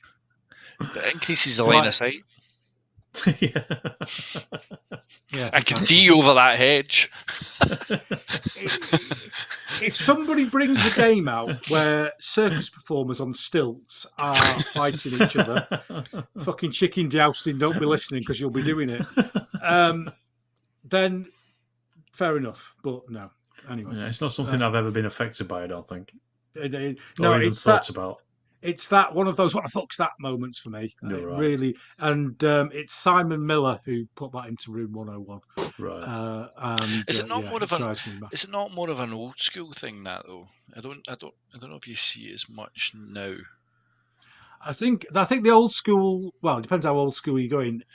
Back in old school days, Yeah. it would be the bases would be quite thick because we hadn't invented a material that didn't warp. But it's like when you see unless it was 6 inches thick. it's like when you see these older games and it's like they've got the thick bases and they're bright green Yeah, Mhm. glossed figures. Yeah.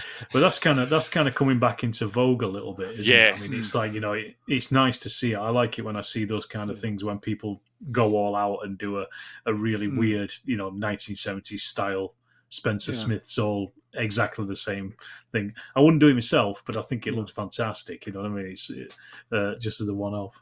Yeah, Jerry Elliott, he used to run the Wargames Holiday Centre. His private setup now is very much like that. It's all Right. flat green. He's done 10 mil units at 1 to 10. So Right. like a French line battalion's got 72 figures. Some Right. of his French guard squadrons have got like 100 figures. And It's a it just proper look, it 10 mil. That's... it just looks amazing. I think he's paid for the lads at Pendragon to go on holiday to Mars because he's just spent that much money with it.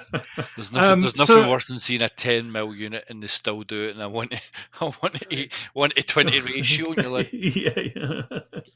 I mean, that's what drives me nuts with 6 mil, and we talked about it about years ago, Alex, when Sean was on the show, with this 60 by 30 base for 6 mil as a unit.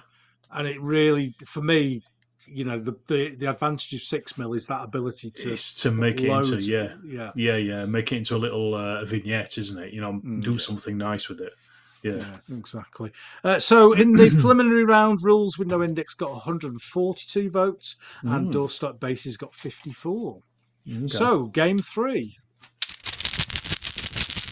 and we have number 3. Number 3, cheats. Universally disliked. It doesn't matter. I mean, you don't even have to explain that one, do you? Just dickheads. You play soldiers. Don't. I always remember. I can't remember that it was Ian, whether it was you or Sean who told the story about the guy with the rigged dice that he chucked down the toilet. And that was it. Must have been Sean. It was the one that says the Manchester game store, and they've got a photograph of it up with the dice, like with a 6 on the top, in the toilet. Brilliant. I'm pretty sure there was a story of it recently, and it was at Games Workshop. No, and they had they had some sort of tournament, and they had to remove some guy because he basically turned up with these dices that were just rolling 6s. And he basically got escorted out the building in front of everyone.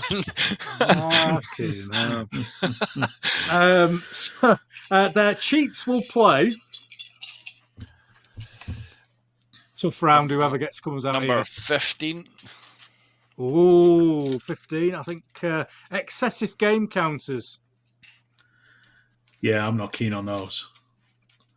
The thing is, you can make counters. I guess you can make counters and tokens. You can make them integrated to the game, integrated to the scenery.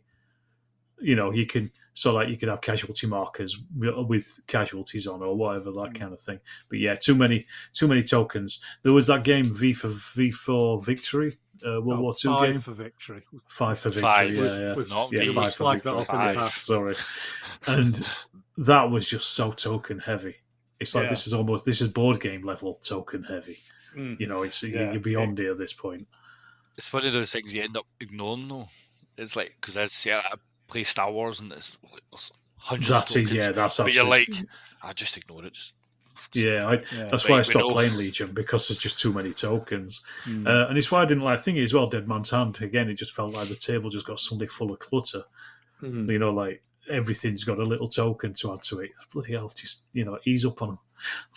Yeah, I mean, back in the old days, because we have this with casualties. People put casualty markers behind. What we used to do is we used to have a piece of paper and write it down. But that would put you at a 4 or 5 being able to write. I remember a long time ago I played a game and the boy used to put rings around the figures. Oh yes, yeah. That's quite. And he He started putting rings over the heads of my figures to show the casualties. I was like, don't do that to my figures, please. That's a Peter Gilder thing, that is. And I've got friends who play that with some of the most exquisite 28mm Napoleonic figures you will ever see in your lives, and they're putting rings over the top of them. No, it's like, no, it's not for me. No. Right, so Cheat's got 324, and Excessive Game Counter's got 47. So we're kind of looking like Liverpool against Southend United there. We are now on game number 5. 4. Game number 4. So, Alex, if you could draw the home team. Certainly can. We have number 4. 4 for 4. 3 for 3. 4 for 4. Unpainted miniatures on the table. Yeah, no.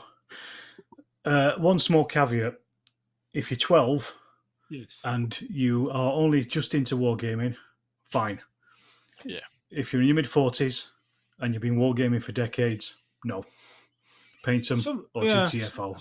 Somebody who listens to this podcast apparently got quite upset by this and said we were gatekeeping. Right. What, by doing the hobby? Not. Yeah, we're not. It's like if you get if we go forward with my idea of having numbers tattooed on people's foreheads for their ability to play games. People. Yeah, so you would come into a wargame show. Developed, hasn't it, over the last few hours? It really has. You would come into a wargame. I'm scared of where it's going to go. Let's say Hammerhead. You come into Hammerhead. It's participation games. So if you walk in, but let's say crawl in with a 1 on your head, then you will be directed to the 1 level games. By the bins out the back. Yeah, and then if you got like an 8, an empty room. Yeah, you can go anywhere. Just go through there. Now, some people might call this gatekeeping. I call it directing people to their best game, or keeping them away from you. Anyway, let's move on rapidly before I get done. Right, so we're waiting for Ian to draw the away team. Is number 9. Ooh, maxing out point lists. Yeah. Yeah, I think this is one of mine for 101, wasn't it? Yeah, just nonsense. Right, so unpainted minis on the table got 216. Maxing out point lists got 83. Okay. So, and that was the highest of the bottom 8 qualifiers. So I think they might struggle. You never know. Mm-hmm. So game 5, Alex to draw. I guess when people are only given certain choices, you kind of the people who voted previously will re-vote on the other ones, won't they? It's number 1. Number 1, overly competitive wargamers. Yeah, I am agreeing with that. It's nonsense. Again, you're playing with toy soldiers, aren't you, at the end of the day? Yeah. And that got 450 votes, would you believe? Blimey. So that was the number 1? Number 1, 450 votes. And to me, that's the like the one who rolls a 6 and then jumps on top of the table and goes, "Fucking in your face, motherfuckers." I think it encompasses quite a lot, though, doesn't it? It's also people that question, your roles, or if something's happened, or they don't believe that your unit has moved that far, or whatever. There's a lot of things going on, isn't there? In overly competitive people, it's not just it encompasses quite a lot of stuff. And I think that is. I would also class that as somebody I'd only ever play once.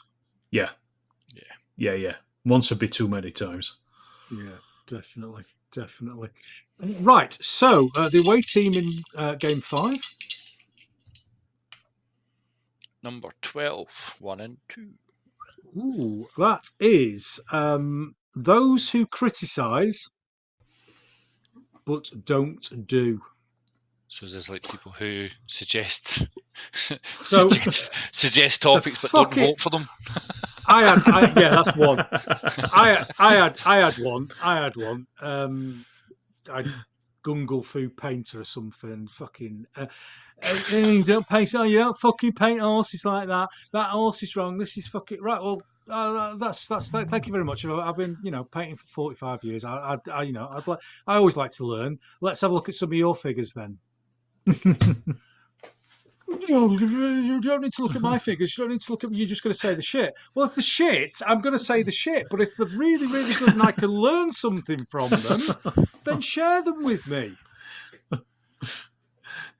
It's that old saying, isn't it? Those who do, those who can't teach, and those who can't teach just have to manage.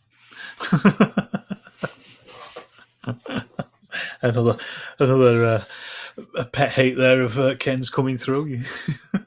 You can tell which ones are really wind up, can't you? Yes, fucking hell. So I will when this comes out and we're doing the proper voting, I'll put actual explanations on rather than these short kind of things that we have to do. So those who criticise but don't do is really up against it with overly competitive war games. I think it is. Go a long way. So round 6 or turn 6, game 6. Let's have a look. We have number 2. Number 2, rules lawyers. Now, rules lawyers was defined as those who will use the rules to win, regardless of historical accuracy or tactics or, dare I say, fun. Yes. Yeah, I agree with that one. Because there's a difference between knowing the rules and using the rules. And I think they're two different things, aren't they? And I think, I agree with that. That's a number of people did try to tell me what the definition of that was. Mm-hmm. Do you mean for your competition? Yeah, for my competition that I picked up anyway. So the away team to play rules lawyers, which got 409 votes. That was second. Wow. It's number 16. Number 16. Fucking Alex is going to fucking hit the roof here. I don't know where this one is probably going to be. Basing tanks. I don't know. I don't know why that was even on there. 46 people hate basing tanks. 46 people. So it's a very small minority. 14 people hate not basing tanks, which is... Just wait till the second round, you'll see us come back fighting. You've got to think of all the people that voted. It's such a small minority. That what was it? Number 16. So 16. low. So 46. Yeah. 46. It scraped in by 4 votes. They're qualified. Just wait till you see them perform now. They're a late. They're a late starter. It's fine. 46 people can be wrong. It's fine. Italy in the World Cup. Oh shit! In the group stages, get into the next round. They are up for it. Round 7 is Alex home team. Oh, sorry. It is. This is the last rattle you're going to get. Last 2, because there's no more in there. Number 7. Number 7 is display games ignoring the public. Yeah, I don't like that. It's like when they sit down and talk to the mates. Well, that got 124 votes. So this is a reasonable chance of the away team getting through. And the away team is... Oh, let's shake. Enjoy those rattles, people. You'll not hear them again. Number 10. Oh, you will do, because we've got another round to draw. Number 10. Right. Oh, gamers who smell bad. Yeah, that's a pretty good one. Deodorant's cheap. I've not particularly noticed this. Maybe I smell, I don't know. But I've not particularly noticed this. Is it something you've picked up on, Alex? I thought it was like an American thing. Well, I have a bad sense of smell anyway, so I can't really smell anything. But I mean, mates I go with, usually he's quite vocal when he can hear when he walks into somebody's backdraft that is quite pungent. He'll let me know. Okay. So but yeah, I generally have a bad sense of smell, so I just can't really smell much anyway. Ian, are you a nifter? We get it because I normally, because if you imagine you've got Claymore Wargame show, it's always like the first week in August or first or second week. But it's in a college campus, and one of the rooms that it's in is actually an atrium. So in August it can be quite hot. It's windows, roof, and it can get really stifling hot, and then you can just you can get the smell. I was talking to the Claymore people about maybe coming up and doing a game, but it's the first weekend of the festival, isn't it? So I just couldn't get anywhere to stay. That wasn't ridiculously fucking expensive. Come through to Glasgow. It's not that far. Genuinely, like our stay just outside it. Like it's not that far. You can. I drive in the morning. No, I looked at places like Berwick, and they were still really expensive. But it won't be. I'm going to see a little known rock band called Iron Maiden in London. Never heard of them. Never heard of them. And hopefully good next year. Yeah, might make it. They're playing in the London Stadium. And I looked at getting a hotel near to it, the Travel Lodge, and one night in a Travel Lodge, £3,271. Seriously? Shit! Shut up! In a Travel Lodge? In a fucking Travel Lodge. Oh wow! And I were complaining about £7 for a pint. So Mrs. Riley is on the case with that one. So the final matchup number 11. I'm hoping number 8. Number 8 is versus number. No, you're all right. It could only be one number anyway. I would have thought. So this is one that drives me mad, and I had a little bit of a rant on it about on the previous episode, so I'm not going to go again. But incomplete figure ranges. Okay, I hear you. I'm getting the Prince's lifeguard. I'm trying my best. I'm now filling in the gaps of the going for the obscure. Like, taking on the feedback, I'm responding. Against table clutter, and table clutter does annoy me, especially when somebody leaves a set of rules out when Henry High's taking photographs of your game. Thank you, Henry, for covering my game. I like you, Henry. Not like the others, but I do like you. Right, so the first round of the World Cup of Pet Hates is Game 1, Rivet Counters versus Slow Players. Game 2, Rules with No Index versus Doorstep Bases. Number 3, Cheats versus Excessive Game Counters. 4, Unpainted Minis on the Table versus Maxing Out Point Lists. 5, Overly Competitive Wargames versus those who criticise. 6, Rules Lawyers against Basing Tanks. Come on, the tanks. Number 7, Display Gamers Ignoring the Public will play Gamers Who Smell Bad. Is that the same thing?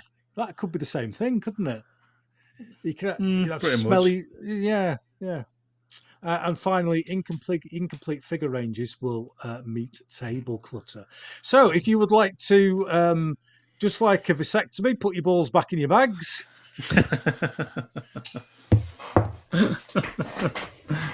Are we drawing more? Are we? This is the second round. All right. I'll throw my bag over here. And really this round will play when they get through. Yeah. So this is the entry of the 8 seeded team, and these are ones that I've seeded. Oh yeah. So this is my 8. So I basically got 8 Pet Hates. This is corrupt. This is FIFA taking brown envelopes kind of stuff here. Yeah, but if you notice, it hasn't got Wargames magazines that don't feature my games in there. I didn't get that corrupt. Why did Qatar get the not- World Cup? Yeah, They paid a lot of money. not like featuring games that you sell the rules for. Not that corrupt.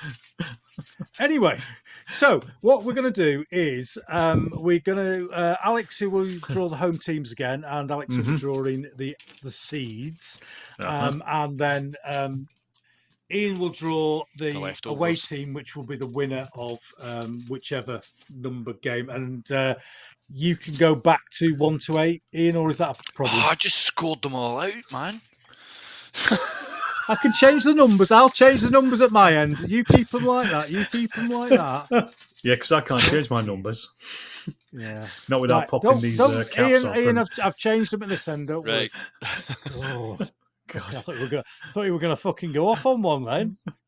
Fucking paint his face blue and fucking come through the screen with a claymore.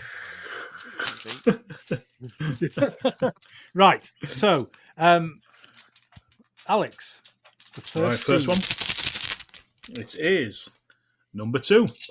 Number 2 is round fucking dice. Yeah, they can go straight in the bin. They can do one. Mm-hmm. This is the thing, right? You've built up this hatred of round dice. I actually don't know anyone who's ever played with one. No. It is like it's like this really fake hate of something that doesn't happen.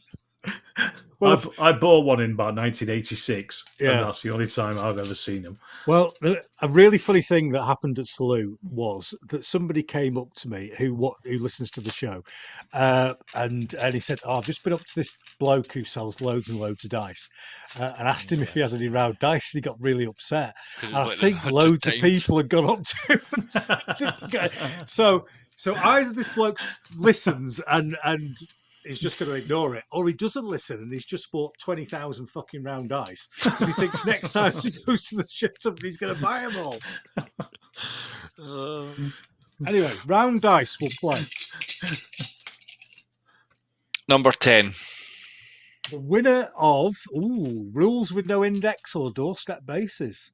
Mm. Man, this could be tasty. Okay. Next one is number 3. Points battles. Points battles. That's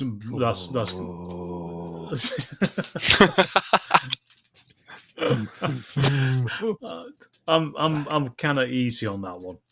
Yeah. Again, with that caveat that it's not, don't min max it. I generally don't use points, but I use them in chain of command because they're very simple and they're very they work well in that. But yeah, generally I don't use points. So if you're a 1, you're going to be saying how do you balance your games? Mm-hmm. And if you're a 4 or a 5, you're going to say you do decent scenarios. Yes. Fair enough. Ian, points battles will play. Number 14. 1 and 4. Number 14 is rules lawyers or basing tanks. Well, that's getting juicy already, that is. It is. 14 and 10. Next one is number 6. Number 6. Number 6. Oh. This is if there was ever an irrational hatred, this is it. And thank you, Giles Allison, for putting it into room 101. And it's fucking unpainted flag edges. Oh, yes. Oh, I hate it. Oh, absolutely. And as a purveyor of flags, Ian, you've spent all that time designing them, and then people just leave this bright massive white edge white on line. it. Yeah, it's such a jarring thing, isn't it? I need to really is that one. I genuinely, I'm going dizzy. Right. Who is unpainted flag edges going to knock out in the second round? Number 9. Vivid counters or slow players? Got a chance there, I think. Got a chance there. All right, next up is 5. Number 5. Number 5. Johnny 5 is alive. Speaking of short circuit. Dice with unclear faces. Yep. Don't like them. Fucking get in the fucking. Don't like 'em. Either they've got something like fucking Storm of Steel on them, or I mean, some bloke brought some dice into the club that was Sumerian. They had Sumerian numbers on. I mean, Roman. If I stare at them long enough, I'll get it. And then you have them stupid dice and games where they have like different signs on them. Mm. Well, they're doing Legion, don't they? And you have to know all the different what the different things mean. Yeah, it's like a couple of learning a games that do it language. now, don't they? And quite a of course, few. you have to buy. I bought Yeah, dice. Yeah, I got dice off a Kickstarter, and I thought the idea, the novelty, was quite cool to play with games like anything with French because it's fluid delays that's on them. So for dots, but it came quite clear that the more and more you had it, they were quite really hard to read. So you're kind of like, is that 3 or 5? I can't tell. Because it's like blue dice and the fluid delays are yellow, and then when you get more than it, you're like, wow. I've got a set of gold lame D6, which are my ultimate. When all my other dice have failed, I go to the gold lame, and they're gold, like with flecks of gold in them, with gold spots, and you fucking no idea what. 2 3s and a 4. It would be easier if you were short-sighted and you had to feel them. It would be easier to understand them that way. That was like one of my mates. He bought dice at Salute, and they were like D&D dice, but they were metal, and they were engraved, but they were like gold. They were obviously weren't real gold, but they were like heavy metal dice. But they were, because they're so shiny, you couldn't read the engraved number that was on them. You're like, what's that say? Oh, dear. Dim the light down so I can see that. Dear. Dice with unclear faces will play. Number 15. Number 15 is display gamers ignoring the public, or those smelly gamers. Okay. 5. Next up is it is number 8. Number 8. Now, this could be. Oh no, it's already out. This is a pet hate of mine, and people are not going to agree with this. But you don't say. I did once say that I really love this hobby and how relaxing it is, and how it relieves my stress and how I get through the day as a result of wargaming. And then I went on to list all the things that stress me out about wargaming, and then I realised actually it's not quite that helpful. Need a new hobby. Maybe fishing, because we always catch fish. Yeah, maybe fishing. Yeah, everybody all catch easy. Fucking. Sabo bases. You don't like them, do you? I don't mind them. I don't mind them. I just had to buy a load. I kind of get it for World War One, World War Two, when there is a technical advantage to not standing right next to the bloke next to you because you're both going to get shot. But when you've got a weapon whose sole purpose is standing right next to the bloke next to you, so the horse can't get through the gap, then it doesn't work. I've seen pipe blocks, and bless you if it's you, but the people are so far apart. Man comes even a gendarme through that little bloody slight little slit thing they've got in the helmet. He could there's a massive fucking gap there. I'm gonna fucking skewer 14 of them with his lance as he goes past. I use them. I use Sabo bases when I'm playing sharp practice. And that's because you only have like about 40 figures, and it's just a lot easier to move 8 figures at once than it is to move 8 individual figures, and they're all kind of marching. But yeah, any other game, they're multi-based, or use casualty markers or something. Yeah, I don't do it for multi-pace games, but sharp practice, muskets and tomahawks, they're literally what I use it for, because you've got 10 figures in a unit. Yeah, I could see it getting knocked. I could see it getting knocked out, but it's my. What did they get in the original? Sabo bases. It's one of mine. Oh, so was it even part of the vote? It wasn't even voted for. Yeah, there are certain things that I wanted in this World Cup that I can rant about. This is money in brown paper bags, isn't that sort of thing? Yeah, what I would like to see is Sabo bases against doorstep bases.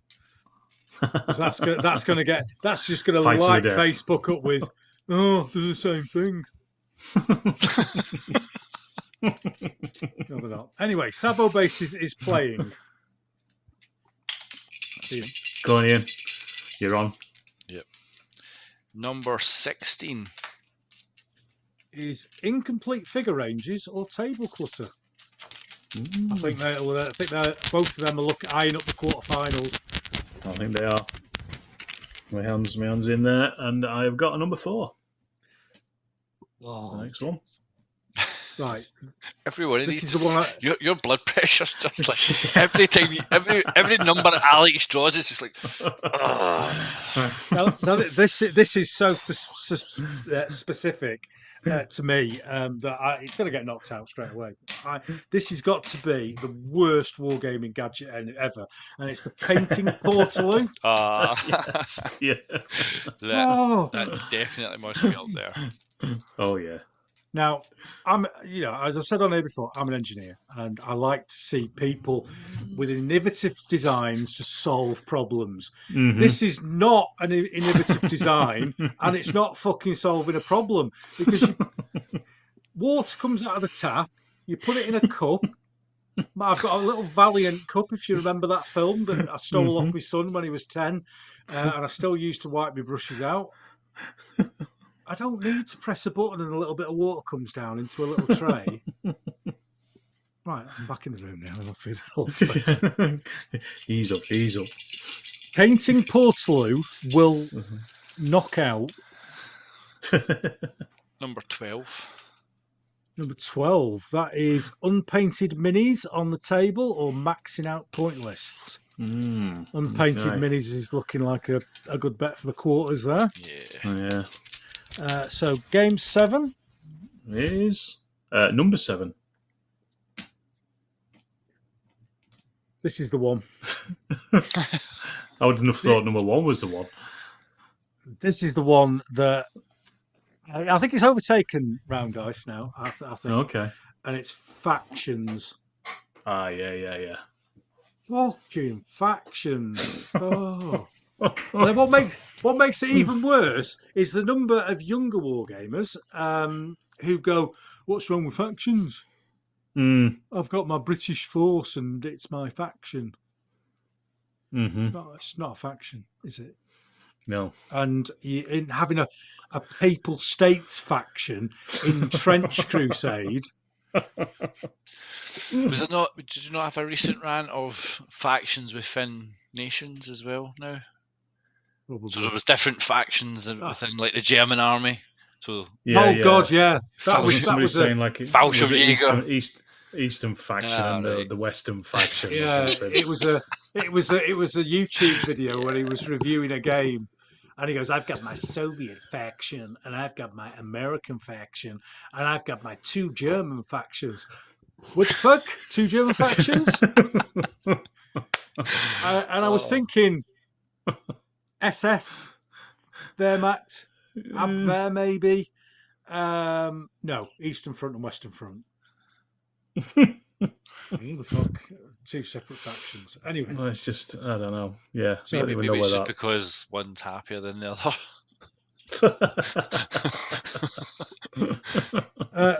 Factions will progress to the quarterfinal by beating... Number 13. Ooh, that's set up a big one.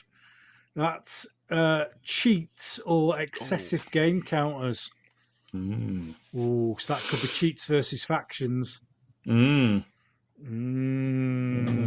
Not ruling out excessive game counters at this early stage. There might be a lot of angry X-Wing players out there. Who gets to decide the winners? Is it yourself, Ken, again? Or No, it's a vote. Public? No, I'm joking. Yeah, public vote. Public vote. Unless the one I want to win doesn't win, and then I choose it. But to be fair, so far in all the World Cups that I've done, the stuff that I've voted for hasn't got anywhere. Perhaps you're out of touch, Ken. Well, quite clearly. Just saying. But I'm quite happy Which is probably why you're not featured in any of the magazines. Yeah, Ooh. I'm quite happy to be out. I'm quite happy to be out of touch and not in a magazine as an 8. Right. Number 1. Number 1. Number 11. Number 1. Yeah. Number 1. Competition games. Yeah. Agree with that. No, just no. I know some people will say that they're fun. I just don't get it. Well, I'm not interested in. I don't mind. I enjoy winning. Don't get me wrong, but that's not.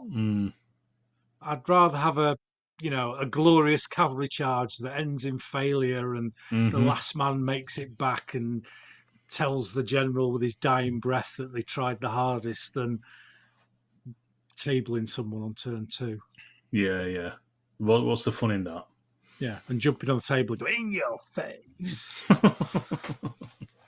Not much of a competition man, Ian? No, never play the competition game. Don't have any interest in it. I'm not a competitive gamer. And we have what's called.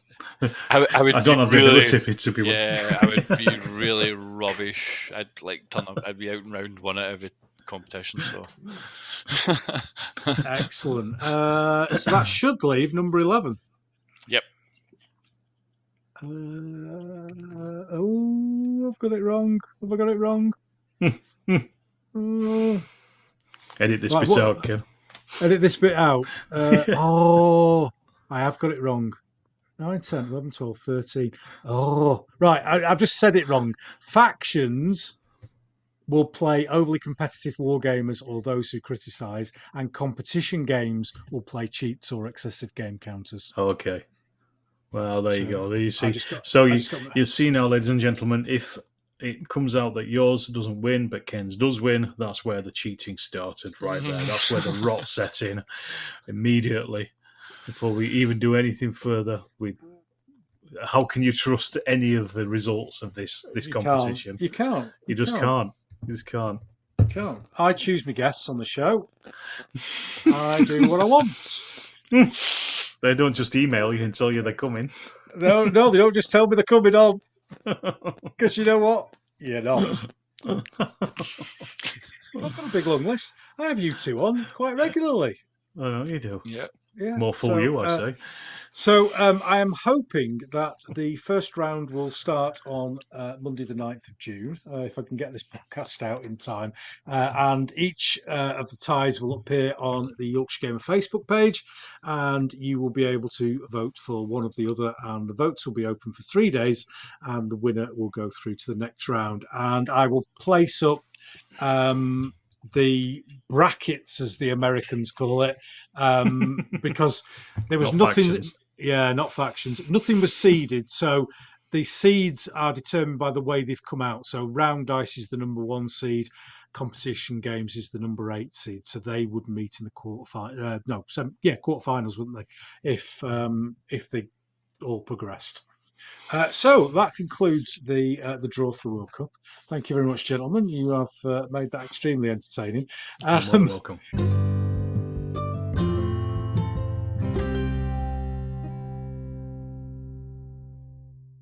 So, I hope you enjoyed that. I certainly did. I haven't laughed so much in a very long time, and I could pretty much guarantee that Yorkshire Gamer will not feature in any of the magazines from now on. But I was just being honest. Well, there we go. It doesn't always pay to be completely honest all the time, especially on a podcast that goes out to the world. We're all tongue in cheek, and I hope people take it that way as well. And so, if, as I said at the start of the show, if you did send in a question, thank you very much. Apologies we didn't get to it during this episode. So it will appear in a future episode. Whether it will be the next one or not, I'm not sure. I have got other plans for other episodes and other people who are already booked in, and it just depends on scheduling which one is going to come out first, whether it will be my next normal guest episode or whether it will be a Brews in the Binyard. But you will find out very soon when one of them arrives, unless, of course, there's an injunction to stop us broadcasting. Let's see after that one. I hope you enjoyed it. It was a great laugh. And until next time, see you.